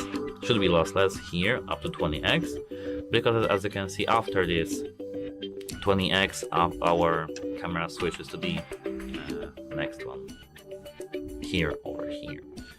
And as you can see, we have ultra zoom in this phone up to 100x, so we can, for example, take a picture of the pixels in our monitor. Now I took a photo of my hands in my preview of what I record, and it's very nice actually, and it took me a second. And this is about the ultra zoom and the photo.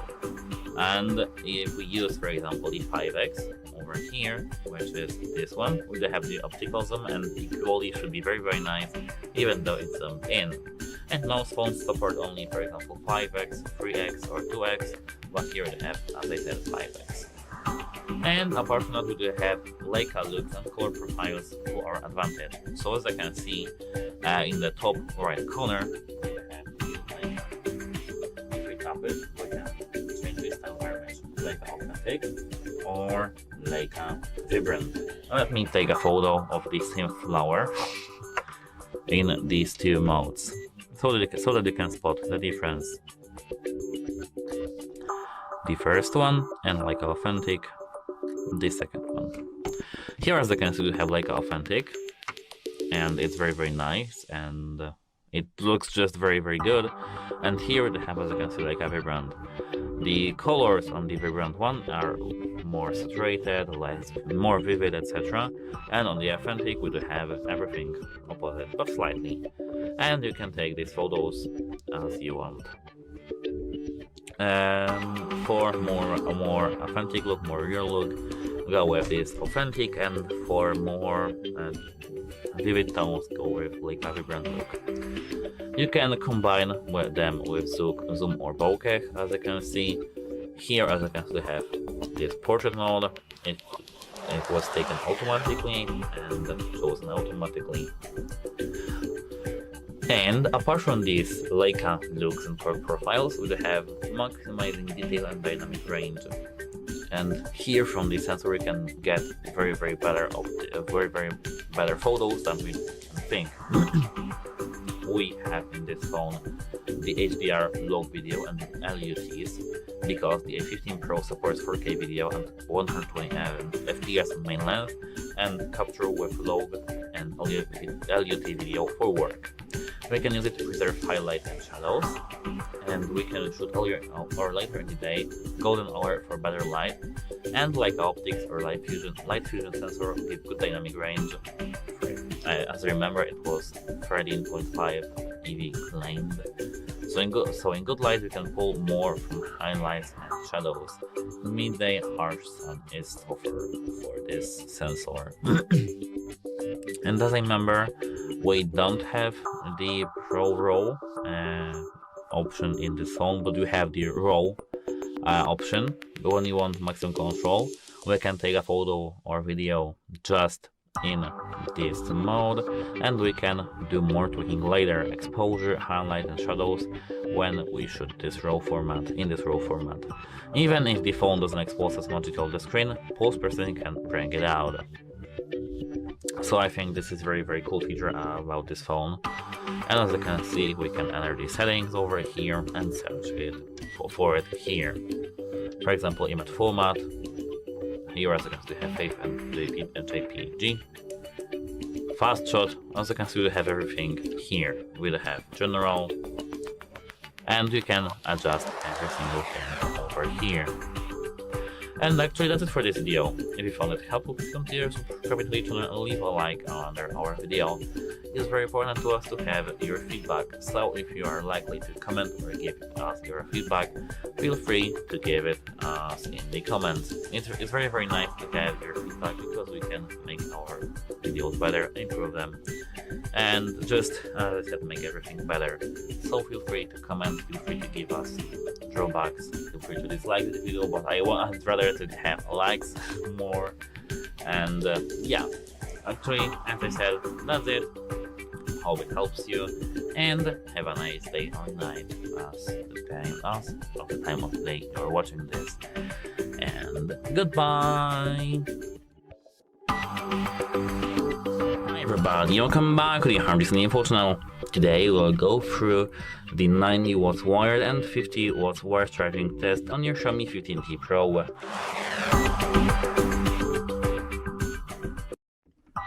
So actually, at first we'll begin with the 90 watts charger. Here, as you can see, we can charge it only with the Xiaomi certified chargers and the cable that fits our charger, and it's original. As you can see, this is the speed. It's completely fast. As you can see, it's very quick, 90 watts max, and as you can see, I can't explain it. It's just very quick, very fast. As you can see, it's boosting charging speed 59, as you can see, watts. And yes, actually that's it for the charging cable wired. With the cable wired, I very like actually the charging speed here. And your from empty battery to 100%, it should charge under an hour. In my observations, I recorded 20 minutes, around 20 minutes, from 20% to 65%. And in practice, you can expect 30 to 40 minutes with a full wire charge under good conditions, cool ambient temperature, good cable, original charger, and with about 50 watts wireless charging. Let me unplug my phone. Here, as you can see, I do have my charger, wireless charger, which is 550 watts actually, and it's over here. And now let me place my charger like this, take off my case, and place my phone like this. Here, as you can see, we won't get a notification until we have 50 watts maximum wireless charging.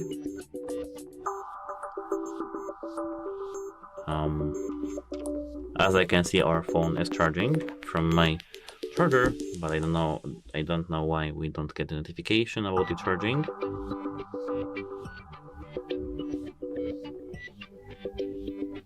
It should work, as I remember. Maybe it's bugged.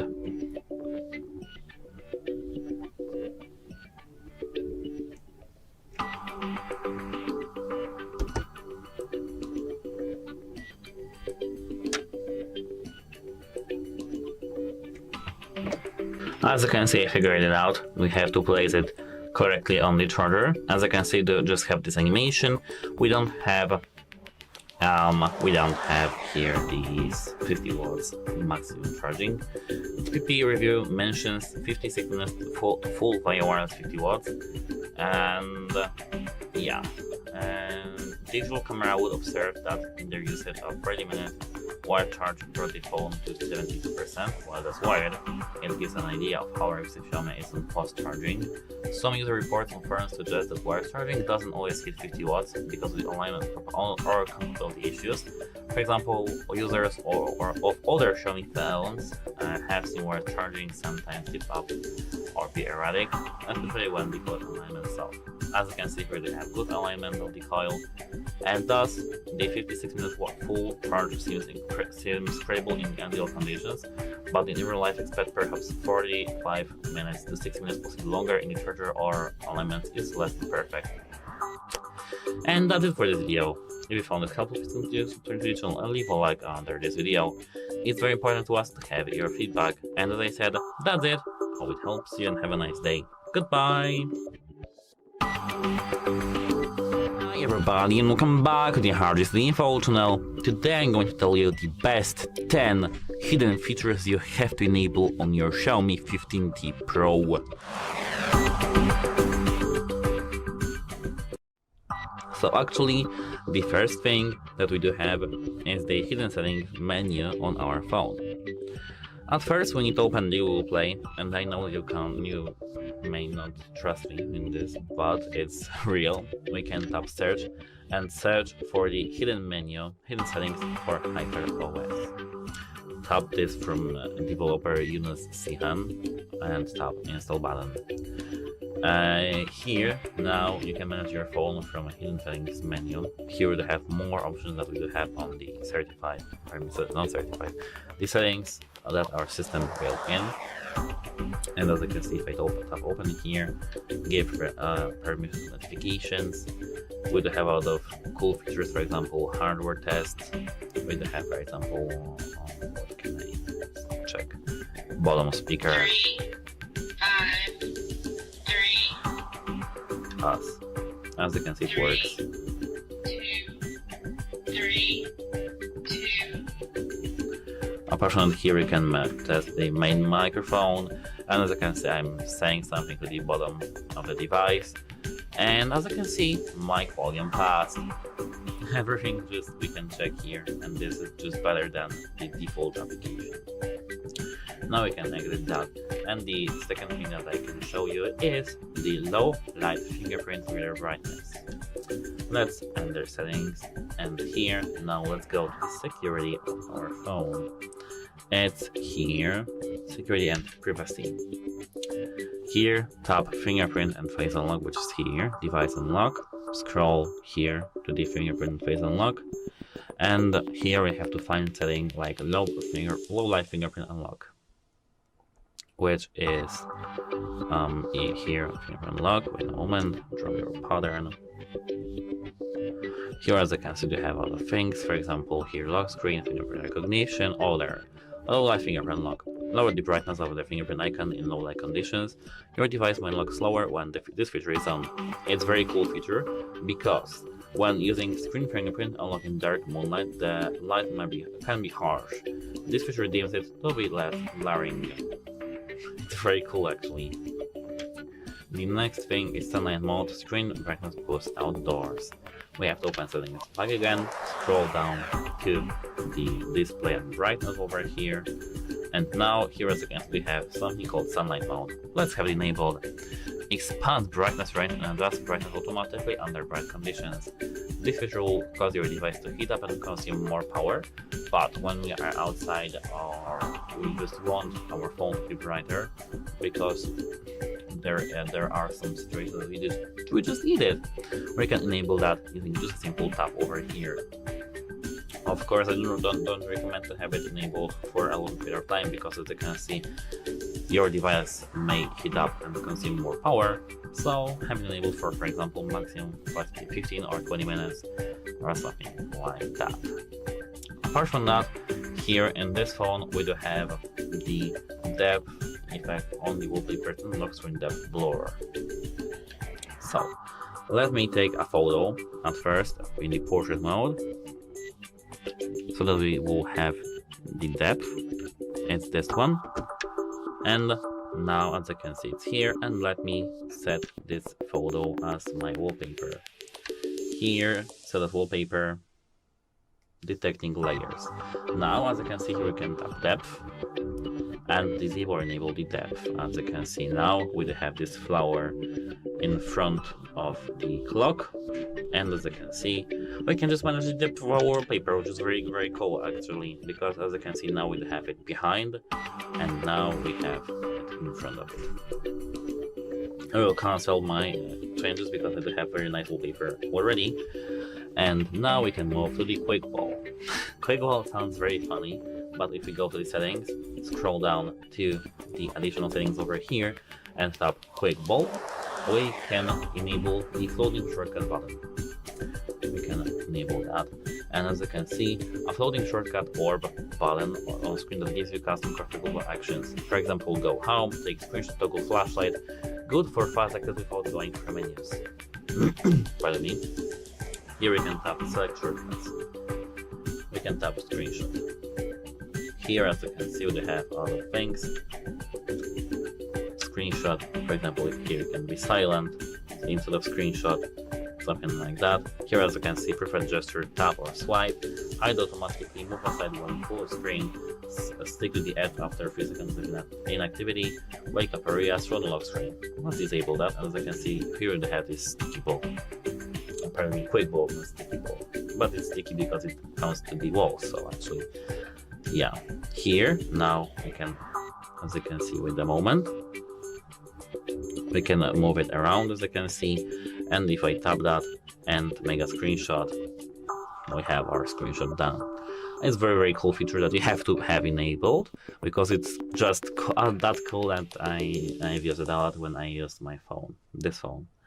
Apart from that, we can enable the floating windows, multi-window mode. So at first we need to open the recent application. So let me, for example, open two applications at once. So let it be photos and settings. And now open it like that. Hold your finger on your application and select this middle thing. Then select your second application. And now, as you can see, we can use the multi-window mode. We can use this first application and the second application at the same time. To disable it, tap on this middle line and tap X. Here, as you can see, we can select every other application from personalization, and to disable this mode completely, tap this three dots at the top, tap X, and the same is with this one. We have to tap it and close the app. It's that easy. Apart from that, we can extend our RAM in our phone. We can go to the settings and now scroll down to the it was memory, as I remember, or something like that. Let's go to this through the battery, for example. No, it won't be the battery. So it should be, if we scroll a little bit down, in additional settings, and it should be here if you scroll a little bit down. Yes, it is here, memory extension. Tap it, and here, as you can see, we can create additional RAM by occupying storage. Use this feature only when there's enough storage space available on your device. This is the Xiaomi 15T Pro, so we can have the 1 TB of storage, so it won't be a problem if we used a little bit for our RAM. We can select 12 GB, tap reboot, and now our device will be rebooted. And now, instead of having 12 GB of RAM physically, we'll have 24 GB because 12 is extended and 12 is normal. So yes, it makes a difference when we want to play some games on our phone, for example, Call of Duty, Genshin Impact, or PUBG. Something like this very, very difficult games for our phone. Yes, this is very, very nice feature, but of course remember that it can eat your storage very, very much. Now, as you can see, our phone is rebooted, and we do have 24 GB of storage, which is very, very normal for me. And the last feature that I can show you at the moment, our phone has to set up. The last thing that I can show you is the AI Smart Toolbox. Open settings and tap Xiaomi Hyper AI. Here now we can tap on, for example, Gemini setting, and here, as you can see, we can manage the Gemini settings. And as for the AI Smart Toolbox, we do have Circle Search, for example, and I will show you this in a moment. But as I can see here, we can adjust Gemini on lock screen. Wait a moment on this one. Gemini on the lock screen. I lost it. Use Gemini when screen is locked, and mark it. Now first adjust your Gemini settings, because it is based on this feature over here. And now we can go back again and again. And now if we leave this settings application, close our phone in lock screen, open it, we can, as you can see, we do have the Gemini over here. But if we unlock our phone, we can use Circle to search. If we hold our line at the bottom of our screen with our finger, we'll have our AI. We can, for example, mark this, and Google will search what is this. The image shows an illustration of a cute cartoon-style orange and white cat with large green eyes. The cat is shown on a purple background with the numbers 12, 13 overlaid. The entire illustration is set against a background of what appears to be a rocky mountain landscape. It's cool, right? And as you can see, these are these 10 settings that you have to enable in your phone to have the very nice looking and very nice useful phone. And that's it for this video. If you found it helpful, please consider subscribing to the channel and leave a like under our video. It's very important to us to have your feedback, so if you have any drawbacks to this video or any questions, please let me know in the comments down below. And actually, as I said, that's it.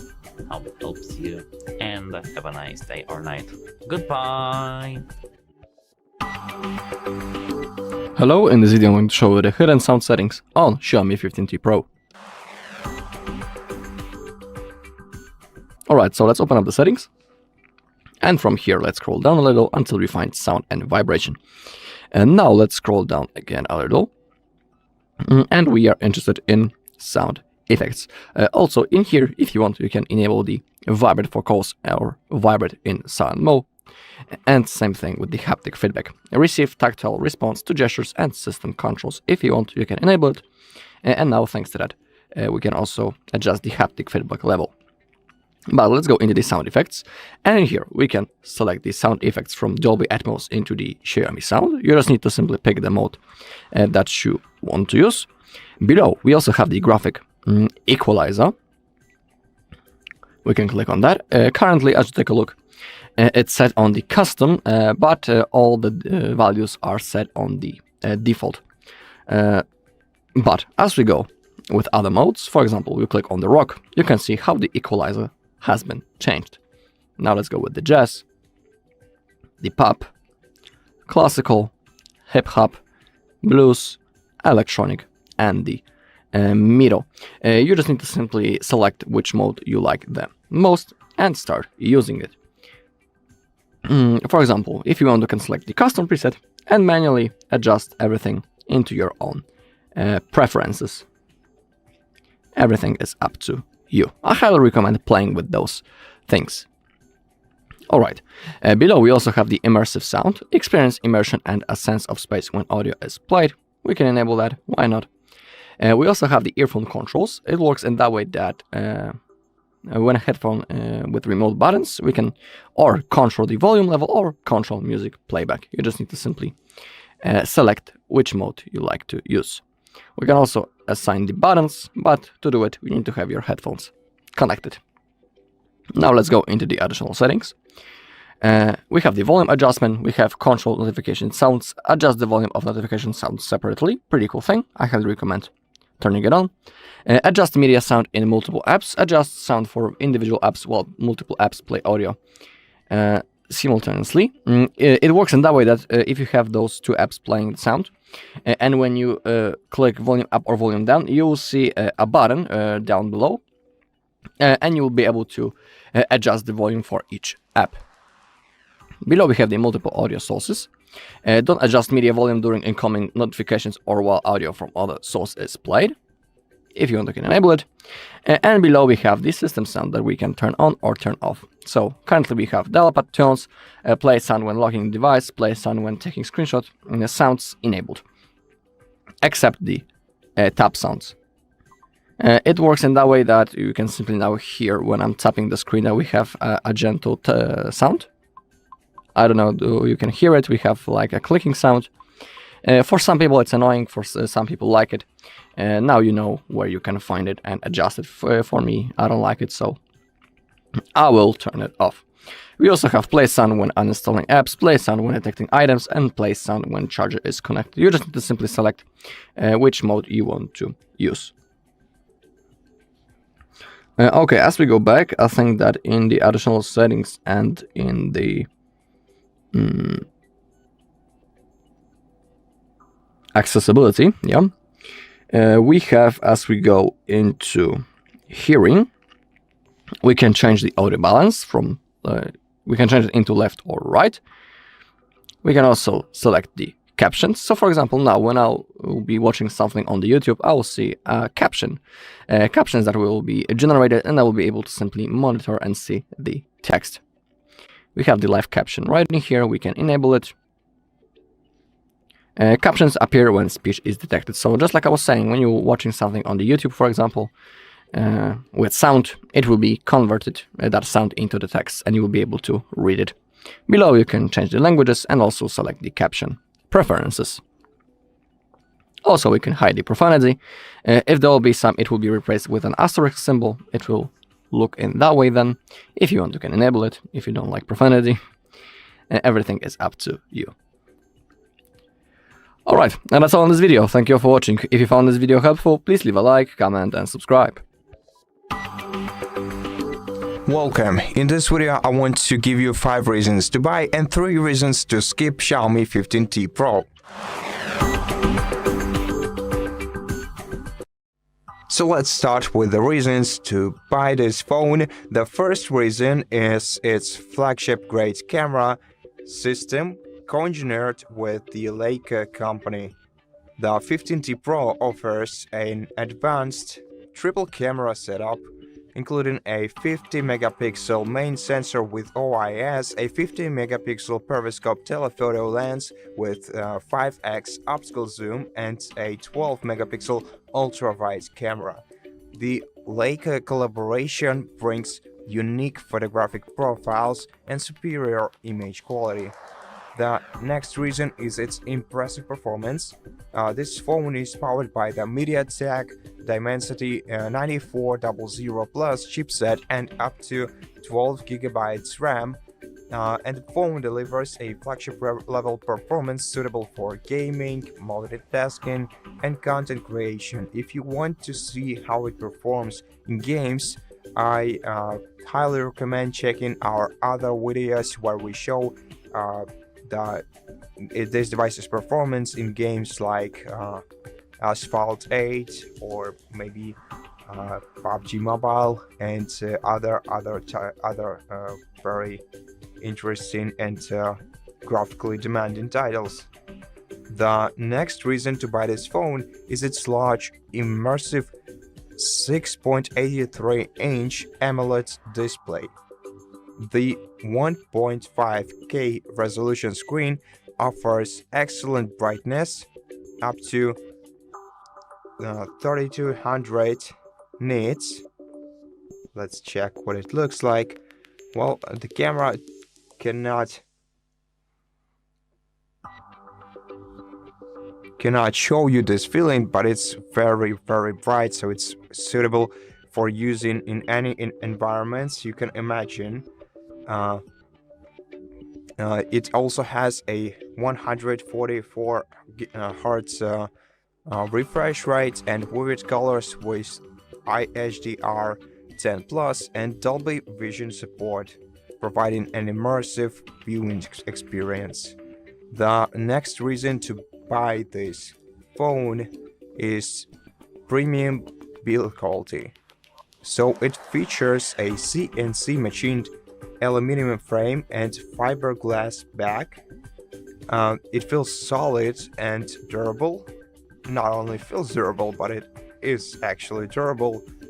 It has IP68 dust and water resistance, just like the regular version, the 15T. generally, this phone impresses with its overall robustness and premium aesthetics. And the last reason to buy this phone is its battery and fast charging. So the phone has a large battery capacity with fast charging capability, ensuring long usage times and quick recharge sessions. And now let me tell you the reasons why you would avoid or skip this phone. The first is the software on this device. It's not the latest, so if you're looking for a phone with the most recent software, this phone might not be your choice, as it comes with Android 15 and Xiaomi's modified UI, but it doesn't have Android 16 out of the box with uncertain update timelines. Xiaomi's software can feel dated and less polished compared to competitors. The next reason is ultra-wide camera and selfie are underwhelming. The ultra-wide lacks autofocus, and the selfie camera performance is not as strong or maybe consistent with flagship standards, though still the camera is pretty impressive, not without a flaw, of course. And the third reason, which may not be a serious reason not to buy this phone, but still is this a reason, is there is no charger included in the box. So like many modern phones, the 15T Pro does not come bundled with a charger, which means additional cost if you do not already have a compatible fast charger. So to summarize all I said, the Xiaomi 15T Pro is a compelling value flagship candidate, especially for photography enthusiasts and users seeking a premium build with AMOLED display at a lower price than many flagship rivals. However, software concerns and some weaker camera components might push some buyers to consider alternatives. Thank you for watching this video. If it helps you decide on buying this phone, please let us know about it in the comments, leave us a like and subscribe. I will see you next time. Hello, in front of me I have Xiaomi 15T Pro, and in this video I'm going to show you the security tricks on this device. Alright, so let's begin with setting up our lock screen. It's like, the key level of our security. So to do it, we need to open up the settings, then scroll down a little until you find fingerprints, face data and screen lock. Let's begin with setting it up. We have three types of the screen lock. We have pattern, pin or password. You just need to simply select the mode that you like the most. In my case, I'll show you the pattern. Also, you need to remember your password, because if you'll forget it, you'll be forced to reset your device through the recovery mode. So simply create a password that you will remember. Alright, now click on Get It, and now we have those 9 dots that appeared on the screen. Now to create a pattern, we need to connect at least 4 of them. So create your pattern. Now if you want to try again, you can click on Clear and redraw it. And now to confirm the selected pattern, we need to simply draw it once again and click on Confirm to save it. Just like that. Pretty easy thing. Now the phone wants us also to set a fingerprint. I also highly recommend doing that. We can click on Add, click on Get It, and now in here on the screen we have our scanner. Now all we need to do is to simply place our finger on it. Now release and place again. We need to repeat the process until this logo in the middle fulfills. So it takes a few tries, so don't worry, simply be patient and keep repeating the process. Also, your finger should be clean. Same thing with the screen. Alright, as you can see, it has been added. Fingerprint 1. If you want, you can also, of course, add another one. Below we can see for what actions we want to use our fingerprint. Currently we only have the lock screen, but we can also enable the privacy password, app lock, or the shortcuts. Alright, and now if you want, you can also add a face unlock, but in my personal opinion, it's less safe than the fingerprint, because there is always a small chance that, for example, someone might want to use a photo of yours to unlock your device. I think that's not a big chance, but it's always there. And the phone might recognize your face from the photo as your actual face. So if you want, you can add it. In my case, I'm not the biggest fan of it. Okay, click on next. And now all you need to do is to simply place your face inside that frame to save your face. Alright. Now from here, actually let's check how both things work. Let's begin with the pattern. So simply slide to the upside. As you can see, the pattern appeared. Now we need to draw it. Boom, the phone unlocks.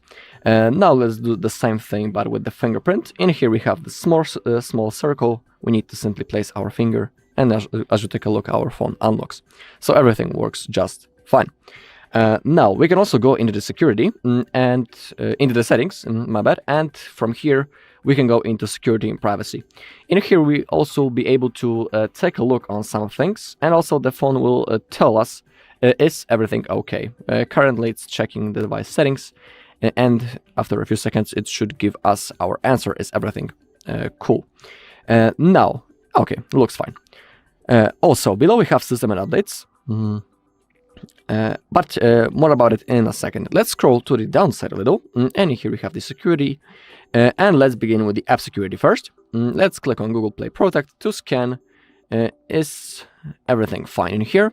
It's basically scanning for potential threats, and as you take a look, in my case, everything is fine. I highly recommend simply checking it from time to time. You can open it up, perform a scan manually to see is everything fine. Alright, in the device unlock, I have shown you everything except the theft protection. It is pretty cool thing. We have the theft detection lock and the offline device lock. The theft detection lock works in that way that the phone will recognize that someone has taken your phone and run away, and it will automatically turn off the screen. We can enable it. Of course, you can also read about it right in here, how it works. We can click on OK to enable it. Similar thing with the offline device lock, how it works. Thieves often turn off internet service immediately so that no one can track the device that they have stolen. How it works: internet is turned off, device stays offline for a while, your screen locks. Okay, we can enable it, and we also have the remote lock and find the device feature. They are really cool. Let's begin with the remote lock. It works in that way that if you turn this feature on, and your phone gets stolen, you'll be able to simply lock it remotely by only typing your phone number. In here we can read how it works. On any device, go to android.com/lock, enter your device phone number to lock its screen. No sign in or Google account needed. Pretty cool thing, but remember that of course you need to have your SIM card inserted or eSIM activated. In my case I don't have those things applied, so it won't work, but everyone is using a SIM card. In my case, I didn't simply insert it yet. So that's how it works. Pretty cool thing. And when it comes to find and erase your device, it is also really useful feature. Make sure that allow device to be located, it's enabled. And we have two ways to use the Find Hub. We have an app, or we can use the web. Let me show you the web. It works in that way that in here we need to sign in into the same Google account on which we are logged in on our Xiaomi. If you don't know into which Google account you are logged in, let me show you where to find it. Simply go back all the way into the settings, then scroll down, click on the Google, and in here you can see your Google account that you are currently logged into. And in Find Hub, you need to log in into the same Google account. Let me only get back to it, so I'll be able to show you that. Device unlock, theft protection, and find and erase your device. Let's use the web once again. We need to click on sign in. And in that app, if you log in, you'll be able to find your device. And for example, you can remotely lock its screen or even perform a factory reset. So it's really a cool thing. I highly recommend checking it out. All right, let's go back from here. And now, from here also, let's go back into the main page. And from here, let's go into the account security. We can perform a Google security checkup and the password checkup. Let's begin with the first thing. All right, it's going to load for a little bit. So we just need to be patient. And in here, you can simply check, is everything okay with your device? You can, for example, see some recent security activity, your third-party connections, your devices, and sign in and recovery. In my case, everything is fine, so I don't need to perform anything. But from time to time, you can simply check it manually. Is everything okay? Same thing with the password checkup. In here, you can see, do you have some compromised passwords? Are your passwords unique? And do you have some weak passwords? In my case, I have one such a password. So it's like a suggestion to us to change it. Because, you know, we should keep our passwords strong. We shouldn't be using something like, you know, ABCD 1, 2, 3, 4, 5 or QWERTY. Because, you know, that's like the easiest passwords possible. So we should keep them unique and not compromised and strong. All right, now let's go back. And now the last thing in here is the system and updates. It's always good to check, can you download some updates? So let's perform it. All right, in my case, I have already downloaded it, but to install it on 100%, we just need to simply reboot our device. I'm not going to do it right now because I want to show you some other things, but if you have that possibility, you should do this ASAP. Alright, same thing with the security update. We can click on that to see is everything fine. No updates available, as you can see. If you have something available to download, simply go and do it. I have shown you this, and the other last cool thing in here is possibility to create a backup of our data. So even if our device gets stolen or anything, we still be able to restore our data on a new device. It works in that way that the backup is stored in the Google Cloud, in this case.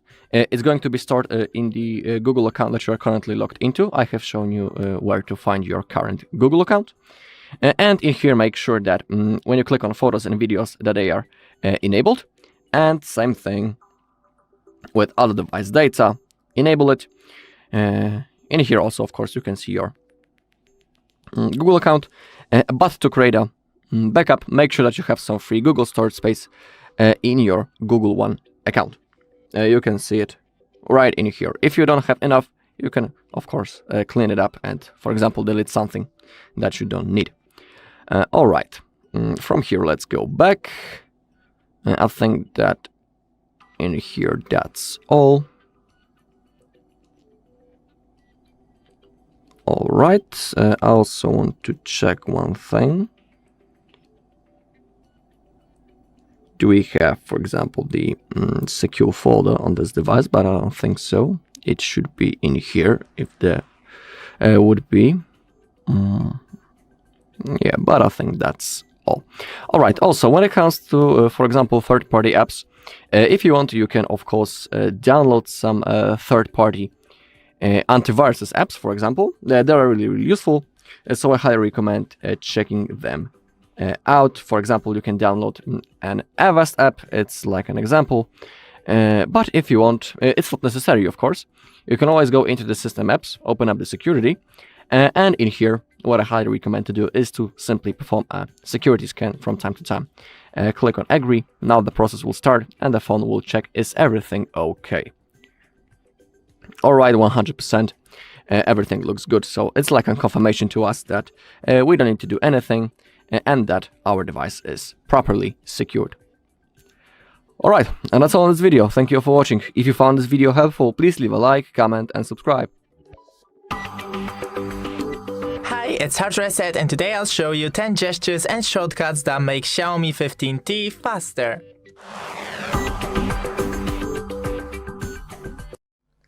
So first, after unlocking your device, still hold the fingerprint, and here you can select one of the three applications already.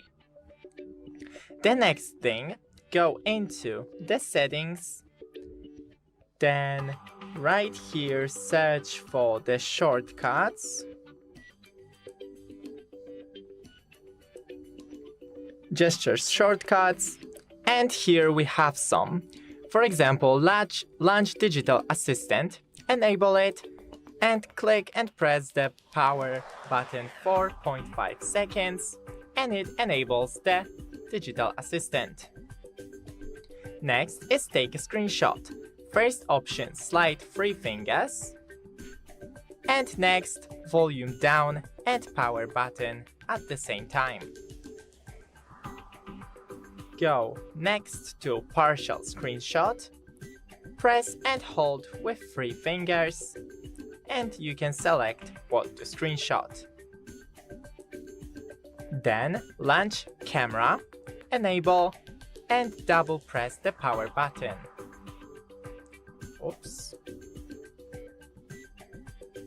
And we have the camera. Then turn on torch, double press the power button, we need to replace it, and it enables the flashlight, and of course disables it too. Then power off, we have the press the power and volume up button, or press and hold the power button for 3 seconds, whatever you prefer. Then, when you slide from the bottom, you go to the main menu. When you slide and hold, the background app opens. Then, when we're in a app, just slide on the bottom to the right to go through the apps, and to the left to go back, and slide from the right or from the left to go back in an app. And that's pretty much it. Thanks for watching, don't forget to leave a like, and see you in the next one. Hello, in this video I'm going to show the camera tricks on Xiaomi 15T Pro. Alright, so let's launch our camera, and in here I'll try to show you the best settings and the best features that we have in our camera. In this device, on our Xiaomi, we have a pretty cool and a pretty big zoom. It allows us to zoom up to 100x. That's really huge zoom level, but you need to be aware that using that high zoom level will cause that simply the quality of your photo will be much worse. But I'm sure that you won't even have to use that kind of a zoom. It might be cool for some people to, I don't know, zoom in a distant object, but you need to be aware that if you take a picture of it, it won't be with the best quality. We also have, of course, the 0.6 zoom for the wide photo, a pretty cool thing. Above we have a few things. In here we have the dynamic shot. When this mode is off, it works in that way that I can even show that. Let's create a picture using this mode. Now let's open up it in the gallery. We can see now, as you tap, we can see this small icon. When you click on that, it allows you to simply go back a little, because it works in that way that it's taking like 3 pictures. Our main picture, and it's also like taking a photo a few seconds before touching the shutter button and a few seconds after. So as you take a look in this bar, it's more like a short video. We can say it in that way. Of course, in here we can enable or disable the audio. We can put it into the reverse. You can see that it was even called reverse the video. We can select the bounce and also set it as a cover. To save it, simply click on this icon right above. That's how the dynamic shot works. I'm not the biggest fan of it, but if you want, you can of course play with it. Above we can change the styles. We have the Leica Vibrant and the Leica Authentic. You can see how the colors are changing. Actually on the camera you might not see it that well, but I'll tell you that in the Authentic we have a little bit different color play. It maybe looks more realistic. I don't know if it's true, but you just need to simply try it on your own. But it looks really cool. I can say. All right. Above, we also have the simple flashlight, and we have the motion capture mode. It works in that way that if you're taking a picture of a moving object, it simply won't be blurred. The phone will detect that the object is moving, and it will create a good photo. It won't be simply blurred. For example, someone is running, we are taking picture of that person, and he won't be blurred, that person. Above we have the Google Lens. We need to click on Allow. It works in that way that in here we can search for things based on the photo that we have taken. Also, we can use the translate option, but more about it in a second. So we need to select the search option, and now let's say I'll again create a photo of this plant that is next to me. I'll take a picture, and now the Google. Actually, first we need to ask about this image. So in here we have suggestions. They are in Polish. So let's say what is the name of this plant? And as you take a look, we have our results. So thanks to that, we can simply detect the objects that, for example, we don't know how they are called. I don't know what this plant was, but I have used the Google Lens feature, and I have gain the information. Also, in the internet, you'll be able to see similar plans to it based on the Google search. As you take a look in here, we have a whole gallery. So it's pretty useful thing. Also, we can search for the things from our gallery. We can open it up. And now let's say I'll click on this plant. This time it has been detected. And now the AI is giving us information what it might be. Pretty useful feature. We also have the translate function, just like I was saying. So let's go back and let's click on the translate. Now we need to select from which language we want to translate, and on the right side, translate to. And here we can select the language from this long list. So let me try this feature. Let's try to translate, for example, into I don't know, maybe some exotic language. This one. And next to me, I have my Stream Deck with some text. So let's try. Does it work? All right. And now, as you take a look in this photo, it has been successfully translated. Maybe except the rec and the intro button, but the rest in here I have my pause button, in here I have my outro button, and everything has been successfully translated. Works just fine. Pretty cool thing. All right, another features. Also, cool thing is possibility to manually adjust the exposure level. Pretty useful if you want to adjust simply the camera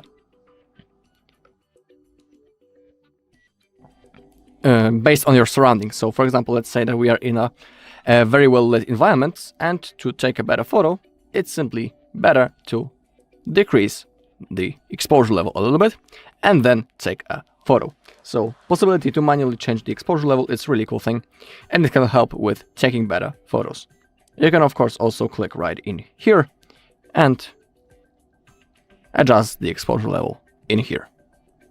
But my favorite preset is by simply clicking on the screen and then manually sliding up or down. All right, next to it we have the filters that we can select. As you can see, it's a pretty long list. We also have the beautify feature, and we have this bar down below that we can use. Also, in the video, we can select the resolution up to 8K. Pretty cool thing. The maximum... we can only record for 6 minutes. We cannot go higher than that. And if it comes to 4K resolution and 120 FPS, which is really, really big value, we can record up to, I think it was, again, 6 minutes. Or 4 minutes. All right, when it comes to the Pro mode, It's also a really cool thing. It allows us to adjust things such as exposure level, the saturation, the ISO, white balance, and the automatic focus. So this mode is basically for people who really like to adjust everything in the settings before taking the picture for the best results. And I also highly recommend trying this feature for your own. So you can see that everything is changing when I'm adjusting each bar. That's the white balance. In here I can go with the saturation, then with the exposure.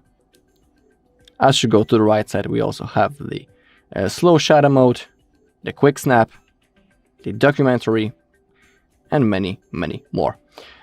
Also, we have the documents mode. And when it comes to other, if you slide to the upside, we have the Ultra HD. This mode is the best for taking pictures because thanks to that we have the best quality. But in this mode, we can only zoom up to 5x. That's like the max. Best for taking pictures. We also have the fast shoot mode, slow motion, time lapse, long exposure, panorama, and the super mode. Let me show you the slow motion, for example. In here above, you can select the resolution and the FPS. When it comes to resolutions, we have 1080p as max, and we can record up to 960 FPS. So it's like a really, really high FPS value. So let's try to record some video. Now let's play it. And you can see that it's really, really slowed. And works just fine. Alright, so that when it comes to those modes. Now let me try, let me open up the settings. Not let me try, but I'll do it. In here, also, we have things such as picture quality. Always recommend to set it on the high. As we go down, we also have the selfie settings.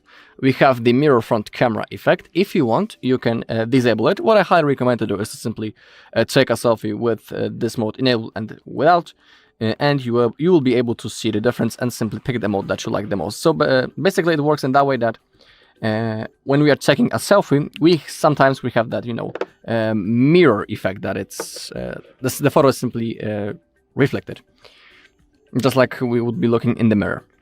Some people like that effect, some don't. So if you want, you can simply try it for yourself and find the perfect preset for you. Okay, that's what I wanted to show you. Also, we have the shutter type down below. We can enable a shortcut tap to take a photo. It works in that way that when I'll tap on the screen to gain the focus, the photo will be automatically taken. We also have the palm shutter. Show your palm to the front camera to start a timer. Thanks to that, we'll be able to create a selfie. We can also say cheese to take a photo. I can even show you that. Let's open up the photo mode. And now, not in that way, but I'll say that cheese. And as you can see, my speech has been detected. And the photo has been successfully taken. Pretty cool thing. Back into the settings. Also, if you want, you can enable the additional shutter. Drag the shutter button up to create an additional floating shutter. Simply slide to the upside. Now we have created a new shutter button. And now when we are taking a photo, we don't need to, each time click the shutter button down in here below. We have this remote shutter. Let's call it in that way. We can place it anywhere on the screen. So let's say that we are holding the phone in this position. And now when I'll tap it right in here, I have successfully created a photo. For some people, it might be more comfortable to simply tap right in here instead of right in here. All right, now as I'll tap the screen, the photo will be taken. That's the feature that I have before turned on. You can see that it's working. So that was the confirmation. Now let's scroll down. If you want, we can go also into the video. We can in here change the audio settings and enable the smart noise reduction, reduce the impact of wind on recorded audio while shooting videos. This feature works in regular and pro videos. Modes, external microphones, and volume adjustments aren't supported. So in here we have a preview how it looks like when this mode is enabled. I highly recommend turning it on. So now let's try to play the original sound. Always believe that something wonderful is about to happen. Always believe that something wonderful is about to happen. Always believe that something wonderful is about to happen. Always believe that something wonderful is about to happen. Always believe that something wonderful is about. So you could hear how this mode works. So basically, when it's enabled, it's reducing all of those background noises. It's reducing the wind, for example, and simply the quality level of our recording is simply better. All right, don't worry about those captions that I had. I simply forgot to turn off my live caption feature in the settings. So that's why you could see the subtitles. Also, if you go to the grid lines, into the generals, in here you can select a grid line. We have rule of thirds or the golden ratio. And we also have the center mark and the straighten. The grid lines are a pretty cool thing because thanks to them, we can see and position our camera in the best way. So let's say I want to take a picture of this plant. And now, thanks to that I have enabled the grid line, I can position my camera in the proper position. And now, for example, I know thanks to the grid lines that my plant is exactly in the middle of the photo of the frame, and that's a good moment to create a photo. So if you want, you can enable them. They are pretty useful. I like to have them enabled, those grid lines. Of course, you can also enable the center mark and the straighten mode. So you'll be able to get more things. In here, you can also adjust the feature layout into your own preferences. You can simply grab one of the modes and place it anywhere that you want. And same thing on the bar down below.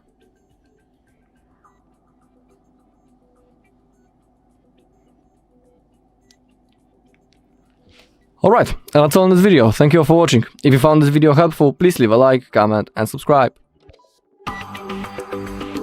Hi everybody, welcome back to the HardReset.Info channel. Today I'm going to tell you the best 7 turning tricks on your Xiaomi 15T Pro and the base model one.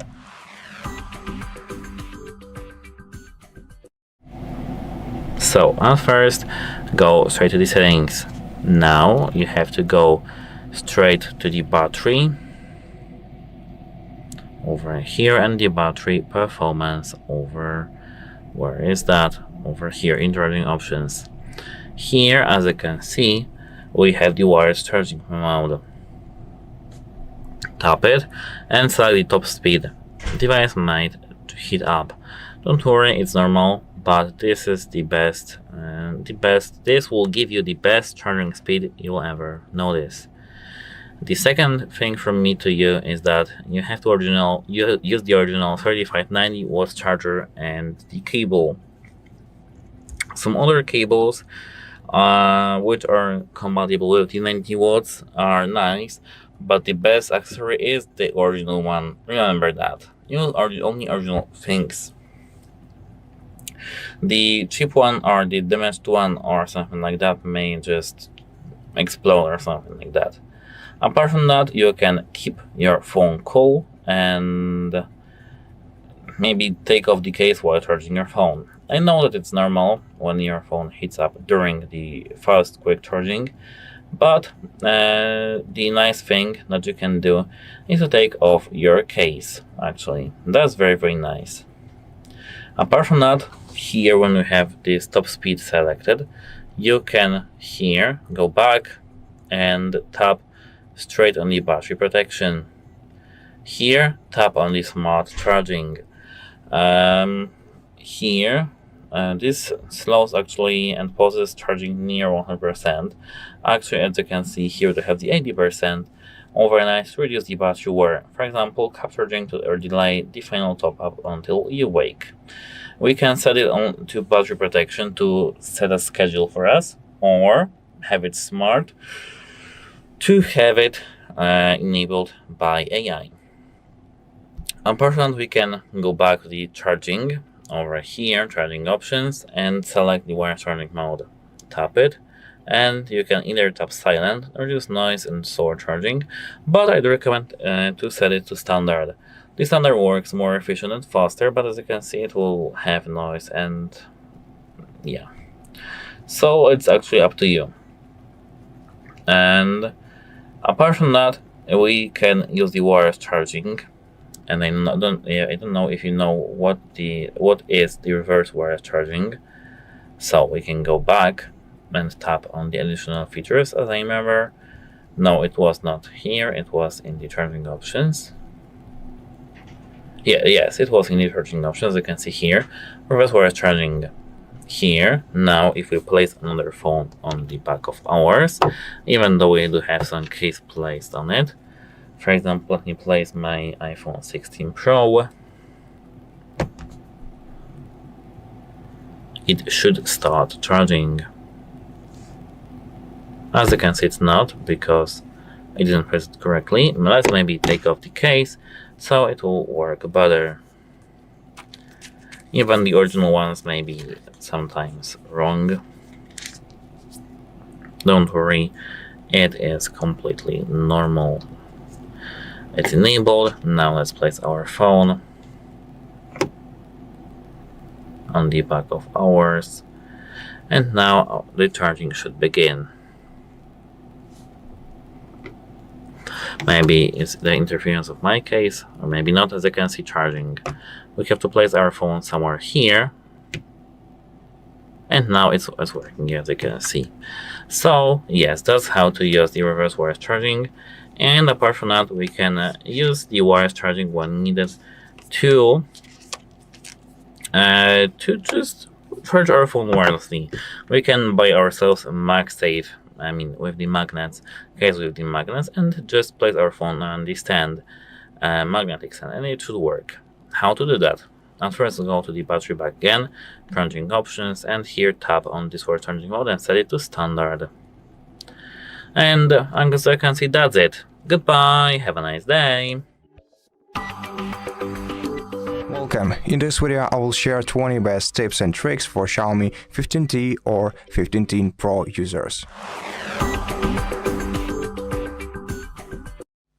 So the first tip I want to show you is enabling 144 Hz refresh rate. To do that, you have to go to Settings, open Display and Brightness section, and go to refresh rate. By default, your device uses dynamic refresh rate, which sometimes may reach 144 Hz, but if you want to use 104 Hz most of the time, select Custom, then select refresh rate, and then tap up to 144 Hz. The next tip is using a quick ball or assistive touch, which also is accessible via settings. To do that, go to Additional Settings and then select Quick Ball. To enable it, switch this toggle to the right. You also have a bunch of different settings to adjust it to your needs, and to enable it, you have to just tap on it on the edge of your screen. The next tip is gesture shortcuts, which you can enable right here in the Additional Settings menu, and you have a bunch of different features that you can some of which you can adjust by enabling or disabling some of them. And these are also very useful. Now the fourth tip I wanted to share with you is a smart sidebar, which you can access by opening floating windows, then going to side toolbox and switching the toggle to the left next to sidebar. Now if you tap or if you swipe from the edge of the screen on the left side, you will have this sidebar view, and here you can easily access many different apps on your phone, which is also very useful and comes in handy pretty much all the time. Now the next thing is using split screen feature. To use a split screen feature, you have to hold your finger down on one of the applications from the recent apps, then tap in this icon, and then selecting some other app and also that also supports split screen. And it's also a very useful feature, though not quite new for many users. Now let's go to the camera tips. So first of all is the leverage Leica collaboration on 15T Pro, which you can enable by tapping right here and switching between authentic and vibrant Leica modes. Also, try Pro mode. Using Pro mode, you have access to a bunch of different settings that will allow you adjust your camera experience and level it up very easily. So basically, you can adjust pretty much everything using the Pro mode on your phone. The next thing, which is available on 15T Pro, is the periscope zoom. So you can use 5x periscope zoom, and you can increase the zoom to up to 100x if you hold your finger down on the zoom level and then move this slider to the right side.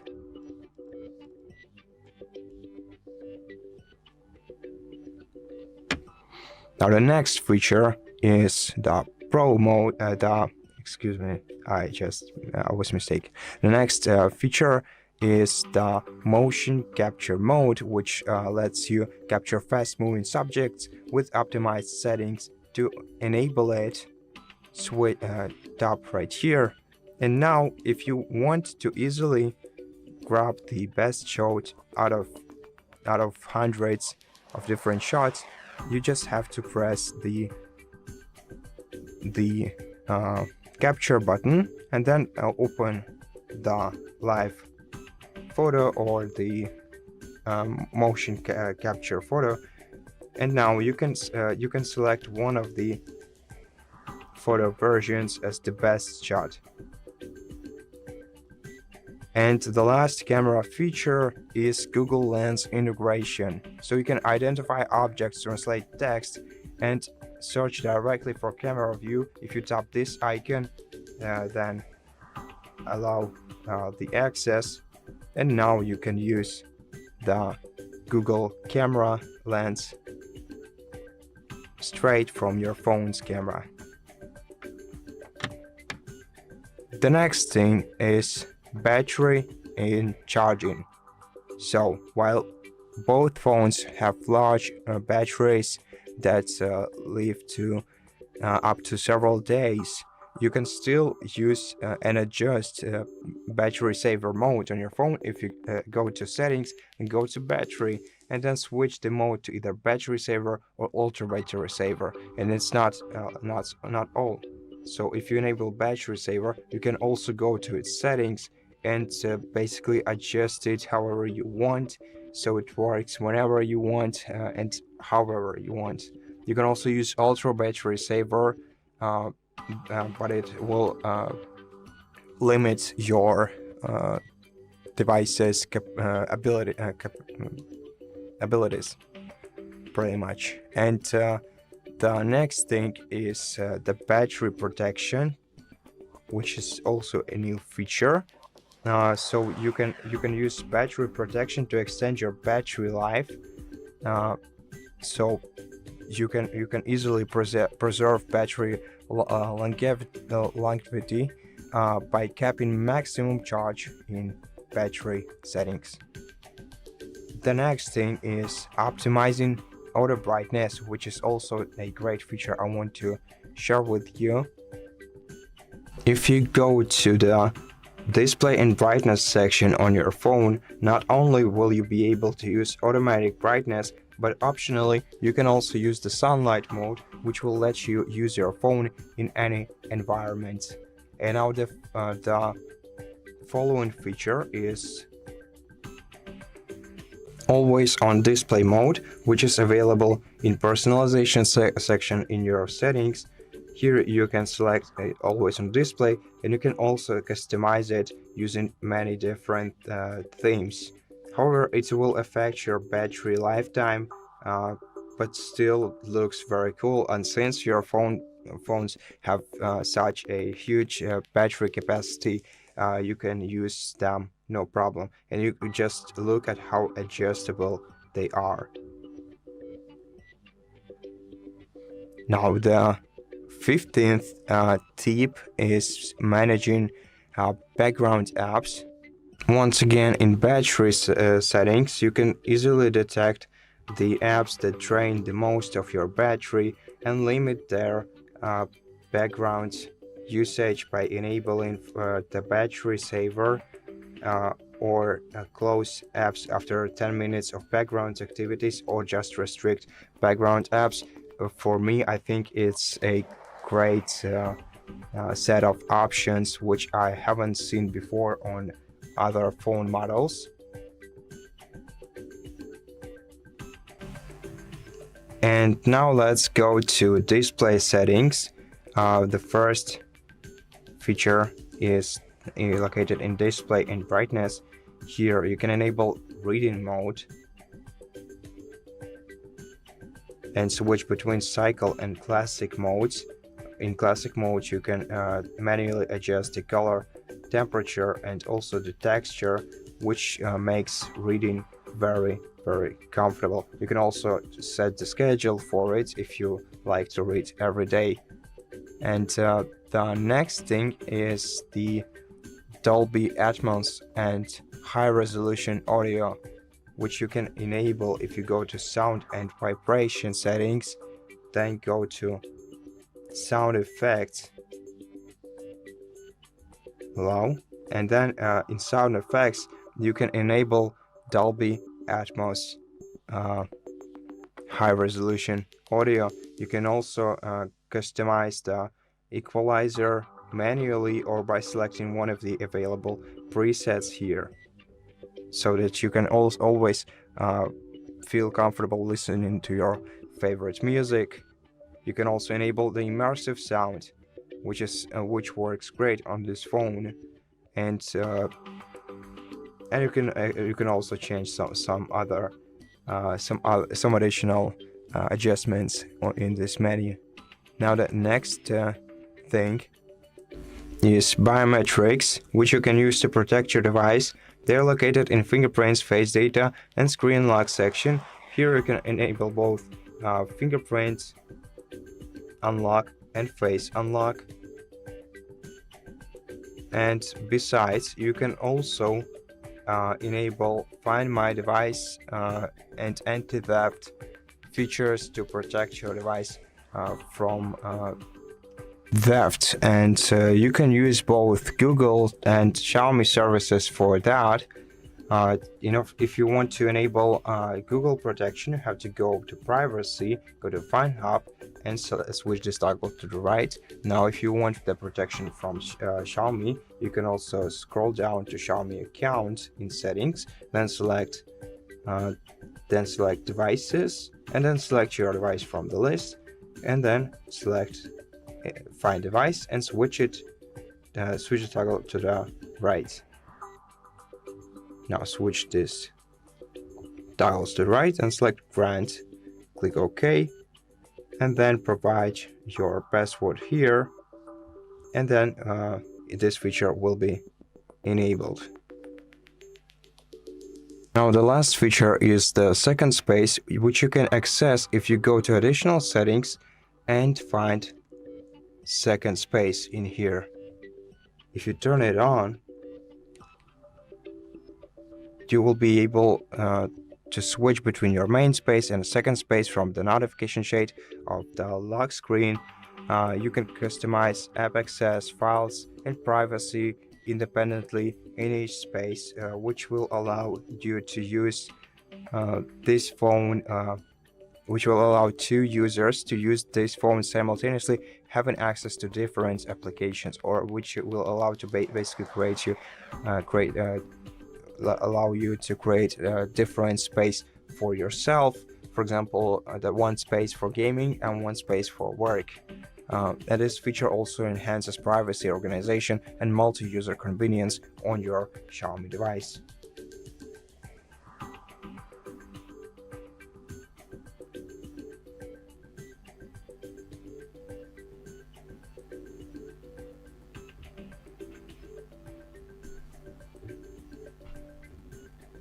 Okay. Let's skip this, and now we have 2 spaces on this phone. To switch between spaces, you just have to lock your screen, and then if you enter a password for your second space, for your first space, you will access it, and if you enter the password to your second space, you will access the other space, and that's incredible.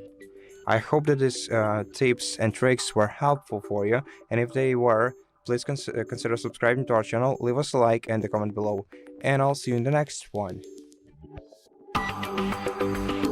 Welcome. In this video, I want to take a look at the aluminum frame of Xiaomi 15T Pro and compare it to the plastic frame of the regular 15T.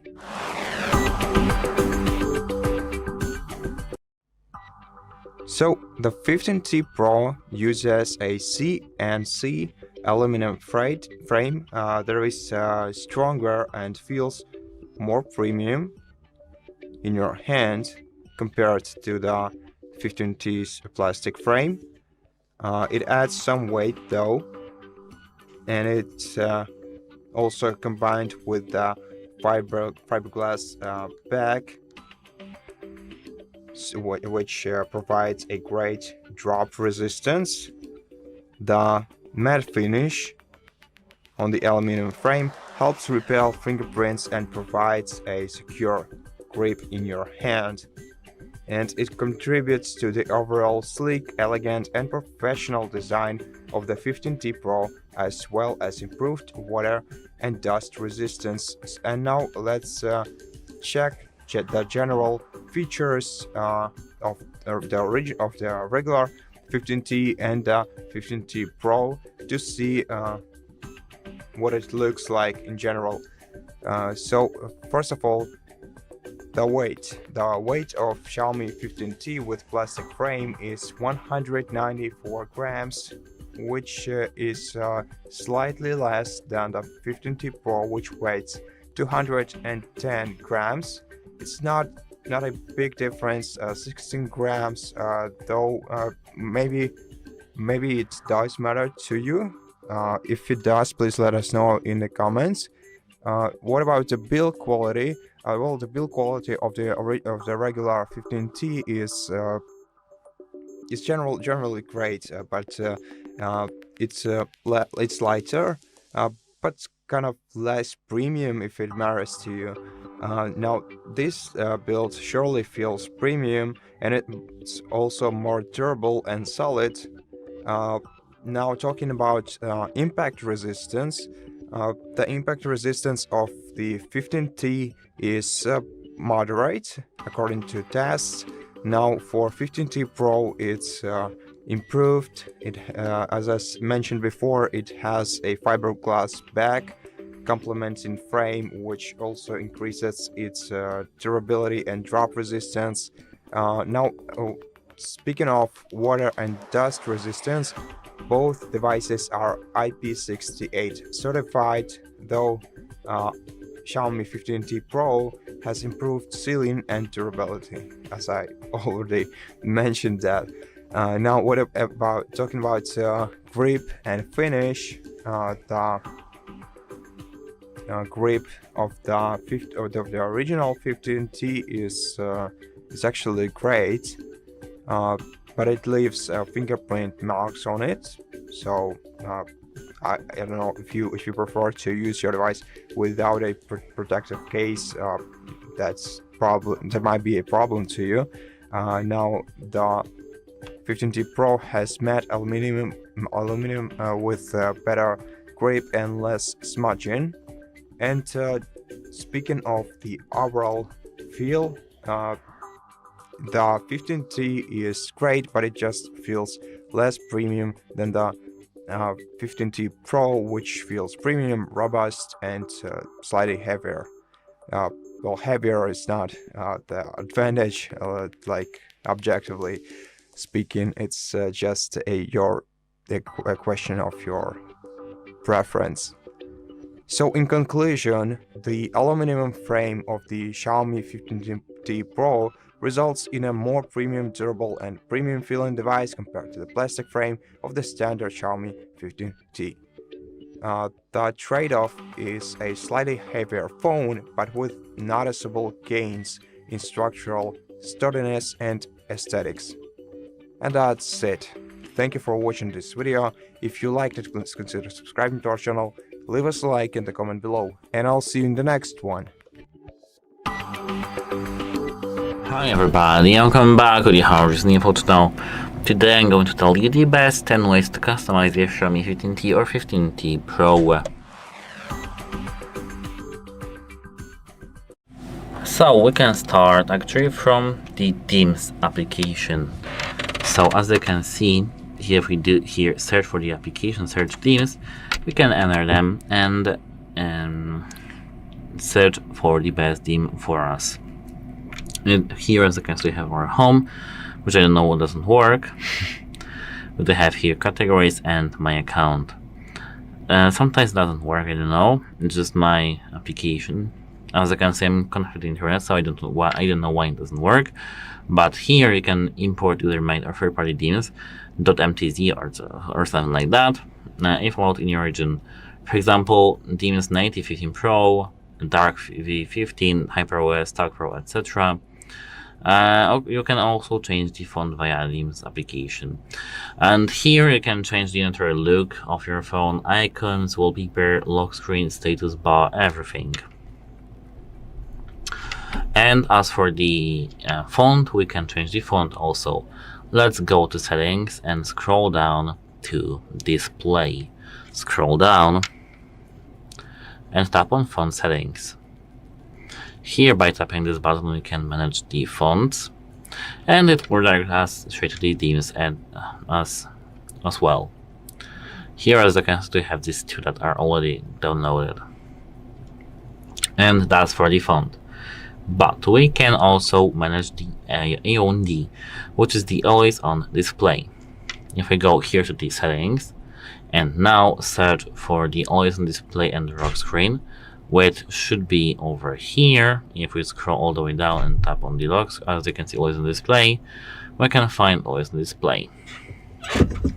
Here we can enable the always on display and select the best preferred settings for us. For example, here as you can see, we have display items, 14 seconds after tapping, always smart, scheduled, turn off when battery saver is on.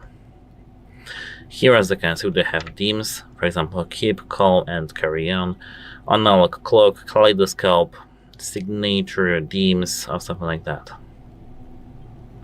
This is up to our own needs.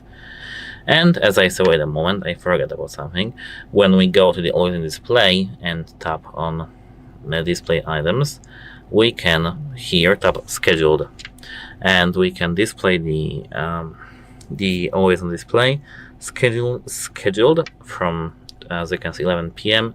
to 7 a.m. Now we have the lock screen. As you can see, here they have, as you can see, raise to wake, double tap, something like that. But we don't want that. Here we have a tap on lock style. Tap on the lock style, and as you can see here, we can change the wallpapers of our lock screen, search for the wallpapers and wallpaper shuffle, etc. But if you don't want that, tap the back button, and here tap on the wallpaper carousel. I don't like this phone actually, pardon me, but yeah. Here we'll tap wallpaper carousel and disable the lock screen over here. Now you can select your static wallpaper for your phone. Apart from that, we can lock our phone and hold our finger on the lock screen itself. Tap customize lock screen, tap customize over here, and here as you can see we can manage the static wallpaper. We can edit fonts, as you can see, edit effects, or something like that. As you can see, we can select or blend everything that you just want. We can search for the wallpaper effects or something like that. For example, this one, it looks nice. We can change the wallpaper from the local photos, etc. As you can see, this wallpaper doesn't support the depth, so we can't set depth. But yes, that's for this setting. To apply, tap apply button. We can tap apply to both. And now we should have our wallpaper applied to both lock screen and the home screen. As you can see, I don't know why it doesn't work.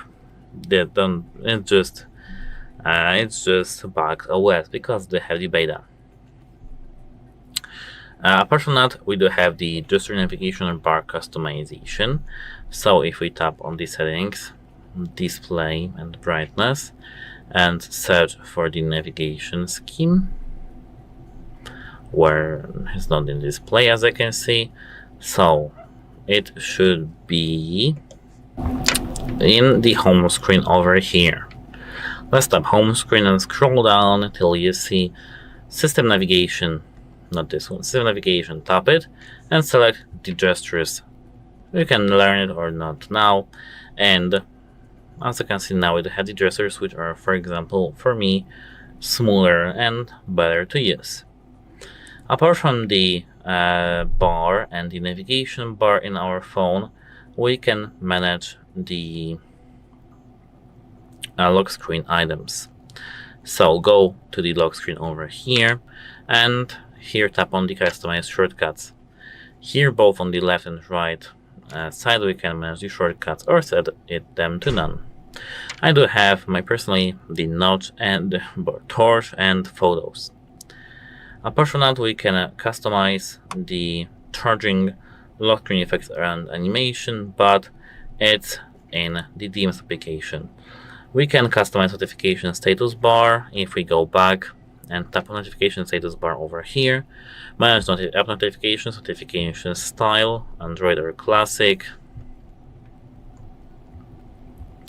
Here, as against, we have edit current name, battery indicator, hide notch, customize icon display, not individual applications, etc. We can customize, as I said, wallpapers or stock wallpapers, customize screen time mode, sleep rates, and wake settings. And actually, that's it. Goodbye, have a nice day. Hi everybody, and welcome back to the HardReset.Info channel. Today I'm going to tell you the offline communication, for example walkie-talkie mode, how it works without a network on your Xiaomi 15T and 15T Pro.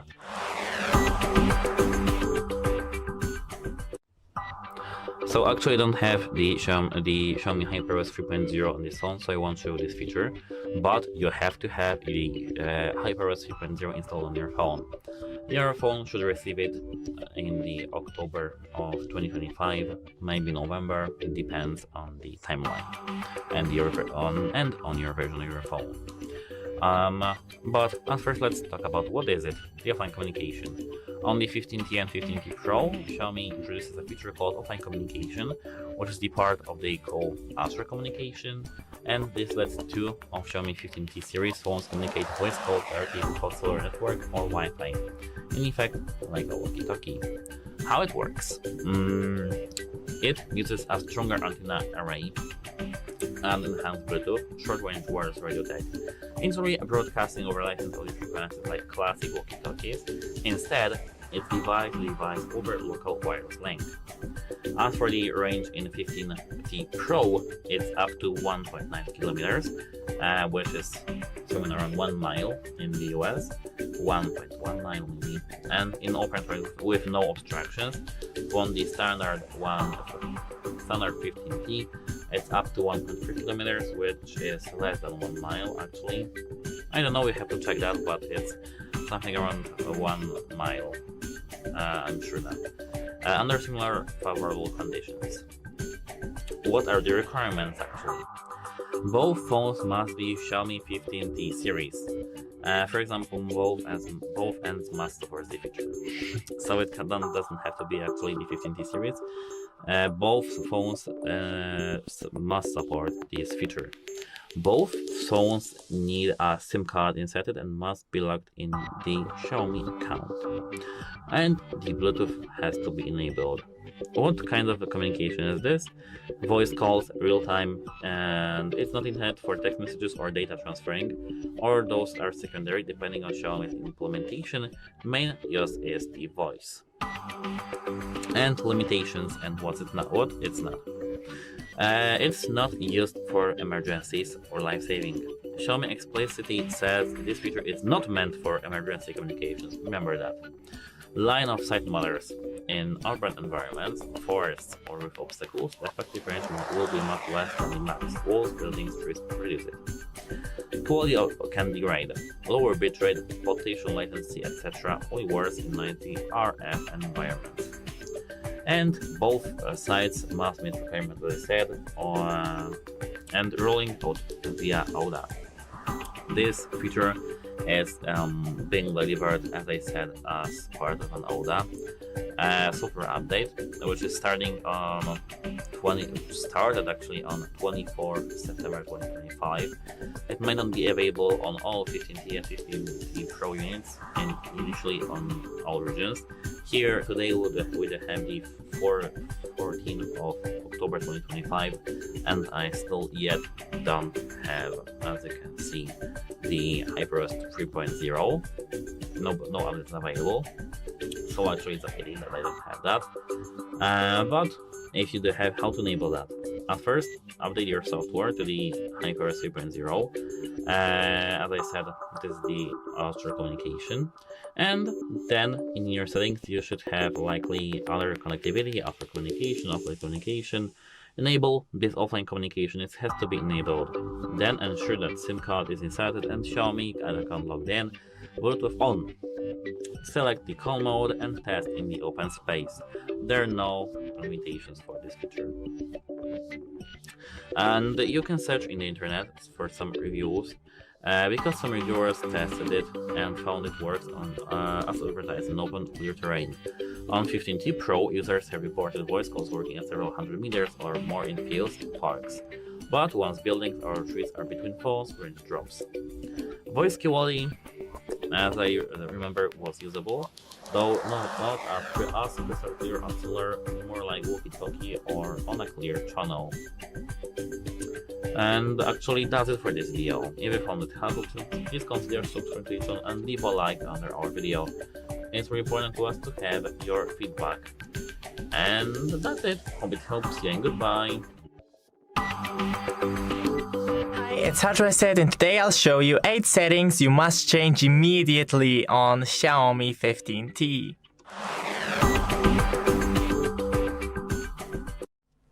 So the first one, in settings, go into the battery.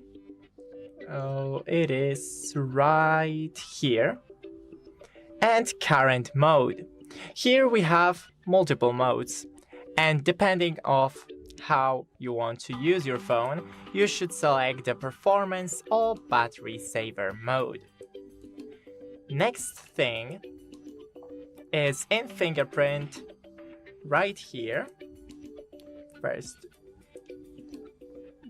draw your pattern, then shortcuts, and enable the fingerprint shortcut. It will do that after unlocking phone and holding still the button, you have some of the apps right here to select. Next thing, when we go into the home screen, and into the display and brightness, lock screen. Always on display, okay, I lost it. And always on display right here, you can enable the always on display and select the theme. It will do that after blocking the phone, you will see, for example, the clock. Next thing, go into the additional settings and the AI subtitles, and here you can select the target language, your own language, and it will do the it will auto-translate every video that you're currently watching. Go back and still in the additional settings, here we have gesture shortcuts, and you can here, for example, launch digital assistant, enable or disable, take screenshot, ADC, just enable or disable every option to your preferences. Still in the additional settings, we have second space. It will create the second space for your phone. So we can turn that, it'll create the second space right now. Switching, continue, using a password, set now. First draw your current pattern and set another one. And confirm. And now we have two spaces on one phone. Now I'll show you how to delete the second space. Just go back to additional setting and second space, delete second space, continue, draw the pattern of your second space, select what items to move, and delete. Okay, now just log into your phone like always. And the last thing, in more connectivity options, cross-device services, you can here connect multiple devices to cast calls or share internet with them. Thanks for watching, don't forget to leave a like and see you in the next one. Hi everybody, and welcome back to the HardReset.Info channel. Today I'm going to tell you 10 hidden accessibility features that make your Xiaomi 15T or 15 Pro easier to use.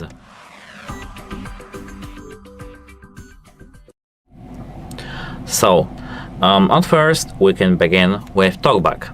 And at first to enable the TalkBack we have to go to settings, and here scroll down till we see the additional settings over here. Now tap on the accessibility, and here tap on the vision over here. The first thing that pops up is TalkBack. Let's tap TalkBack, and here we can tap use TalkBack. As you can see, this service will perform these actions. Full control is appropriate for apps that help you with accessibility needs, but not for most applications. View and read control. View and control screen.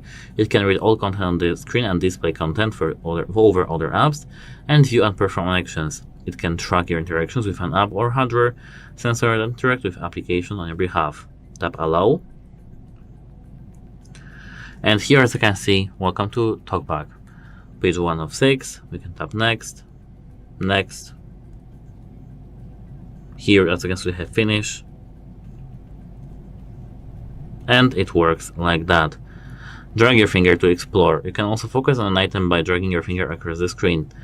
This now by touching the screen and dragging the bottom left corner until you see find the next button. As you can see, it works like this. To go next, you have to double tap. You can scroll up or down using two fingers. And next. Add one finger to assistant gestures. Next. Adjust the volume, etc. You can just go through that, and now your Xiaomi 15T will be easier to use. You can double tap finish and tap finish, and here we can tap allow. We can disable TalkBack by tapping double tap on TalkBack and turn off double tap it too. Now our TalkBack is disabled, and apart from TalkBack we have a couple of options here. For example, magnification. Let's go back to the accessibility and the vision. If we are here, we can search in display settings, magnification. If we tap here, we have the screen magnification. You can zoom into our screen to see what's here if you do have some vision disabilities. So here, as you can see, we can tap on the magnification shortcut. And this is the shortcut. We can select this accessibility button, and now we can go exit here, exit from settings to the main screen. We can tap it, and now if we zoom in with our fingers, we can see the details of our screen. We can, as you can see, move around with 2 fingers and check what's here. To unzoom, we have to just unzoom like a normal photo. To disable, we have to click here again. And wait a moment, this is the second tip from me to you. The third tip is that we have here in the accessibility settings back again, additional accessibility, the option called the hearing aid compatible devices. So here we have to tap on hearing over here, and now if we scroll a bit down, we can see hearing devices. If we tap that, we can tap per new device. Now our Bluetooth device, Bluetooth AI is turned on. We can pair our Bluetooth devices through this menu. Of course, these are hearing aids, so it will make our life easier. Now we can go back again. And apart from this hearing, we do have the color correction on our Xiaomi phone. At first, we need to tap Vision back again and scroll down to the display. Here we have, as you can see, color correction. We can tap Use Color Correction, and now we do see different colors instead. I mean, then these colors that should be correct. And here, as you can see, we have names. For example, Twitter anomaly, red week, proton anomaly, and green week, dirt anomaly, or grayscale. We can disable that using just a simple tap. And here, as you can see, that now we are done. Apart from the color correction, we have high contrast text, which is in the experimental settings over here. If we tap it, as you can see, our text is more high contrasted. As you can see, the difference is here, and this big difference. You may not see this with the camera, but on the i2 phone, it just looks better. Apart from that, maybe not actually the accessibility settings, but we can enable the dark mode in our phone. Not white mode as always. We can enable the dark mode. So let's go to the main menu of the settings, and now go back here so that we can see this main menu.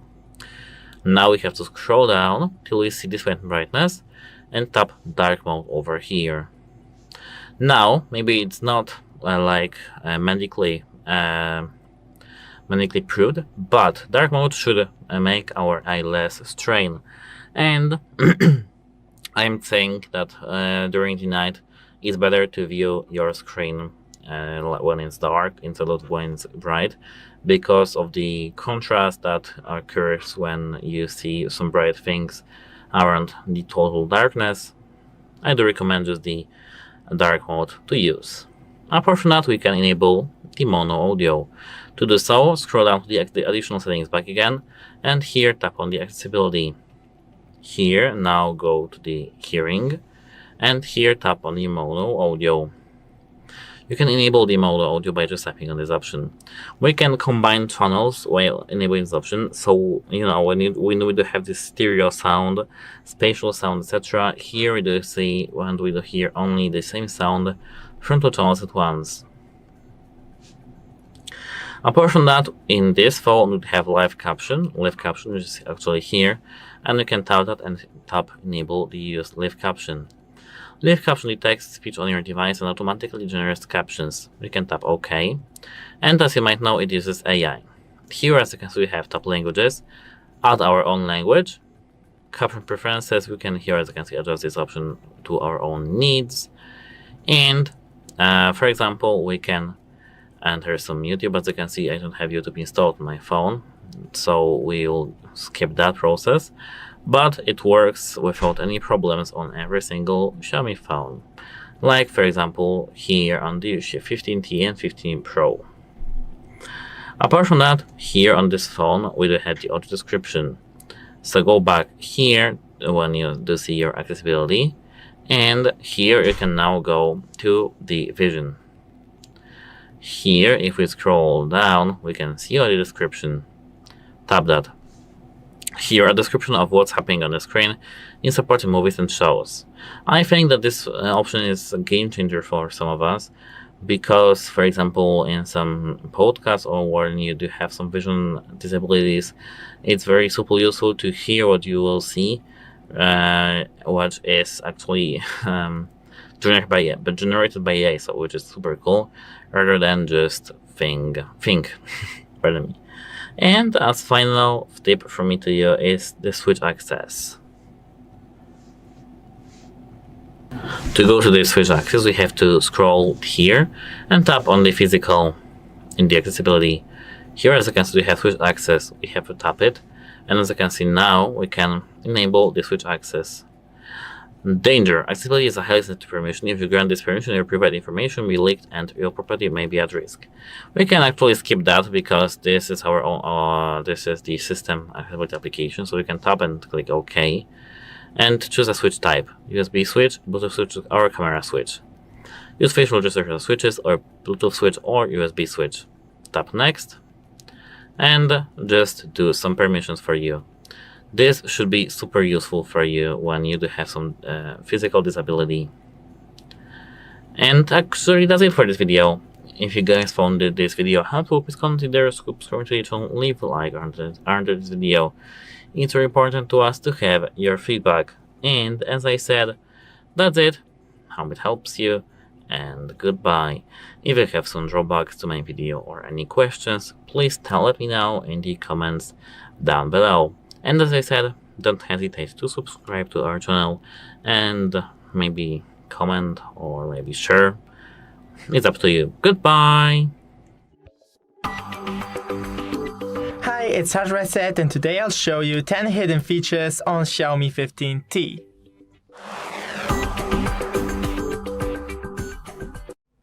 So the first one, go into the settings and then more connectivity options, cross-device services, and enable. This will allow you to connect two devices and they can call, cast, or internet share. Then go back and into the additional settings. Here, gesture shortcuts, and we have the shortcuts of gestures. For example, launch digital assistant, press and hold the power button for 0.5 seconds, take a screenshot, partial screenshot, etc. Go back for the third additional setting, and it is the performance mode in the battery. So find the battery settings right here, and current mode, select to performance mode. Then go into the accessibility via additional settings and accessibility. Now from here, oh no, sorry, go back and we have AI subtitles right here, not in accessibility. And we can select sound language from, for example, English to target language, and select your language, and it will show you the subtitles of every video that you're currently watching. Go back and into the personalization. Right here we have wallpaper carousel, and you can enable it on lock screen and even add your own images. It will do that. Your lock screen will always have different wallpaper. Go back and into the additional settings once again, and second space.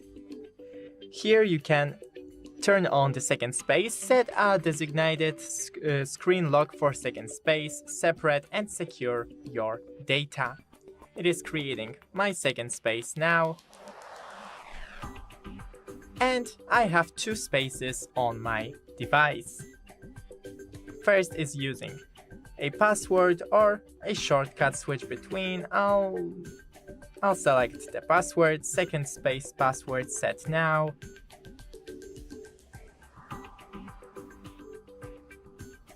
should be different from the first space password. Okay, so draw once again. Set a second space fingerprint, no, skip, and it is working. Then go to the settings, fingerprint, face, data, and lock screen. Here select the fingerprint, draw your pattern. I needed to delete the second space for that, so keep that in mind. Then search for shortcuts and enable the shortcut.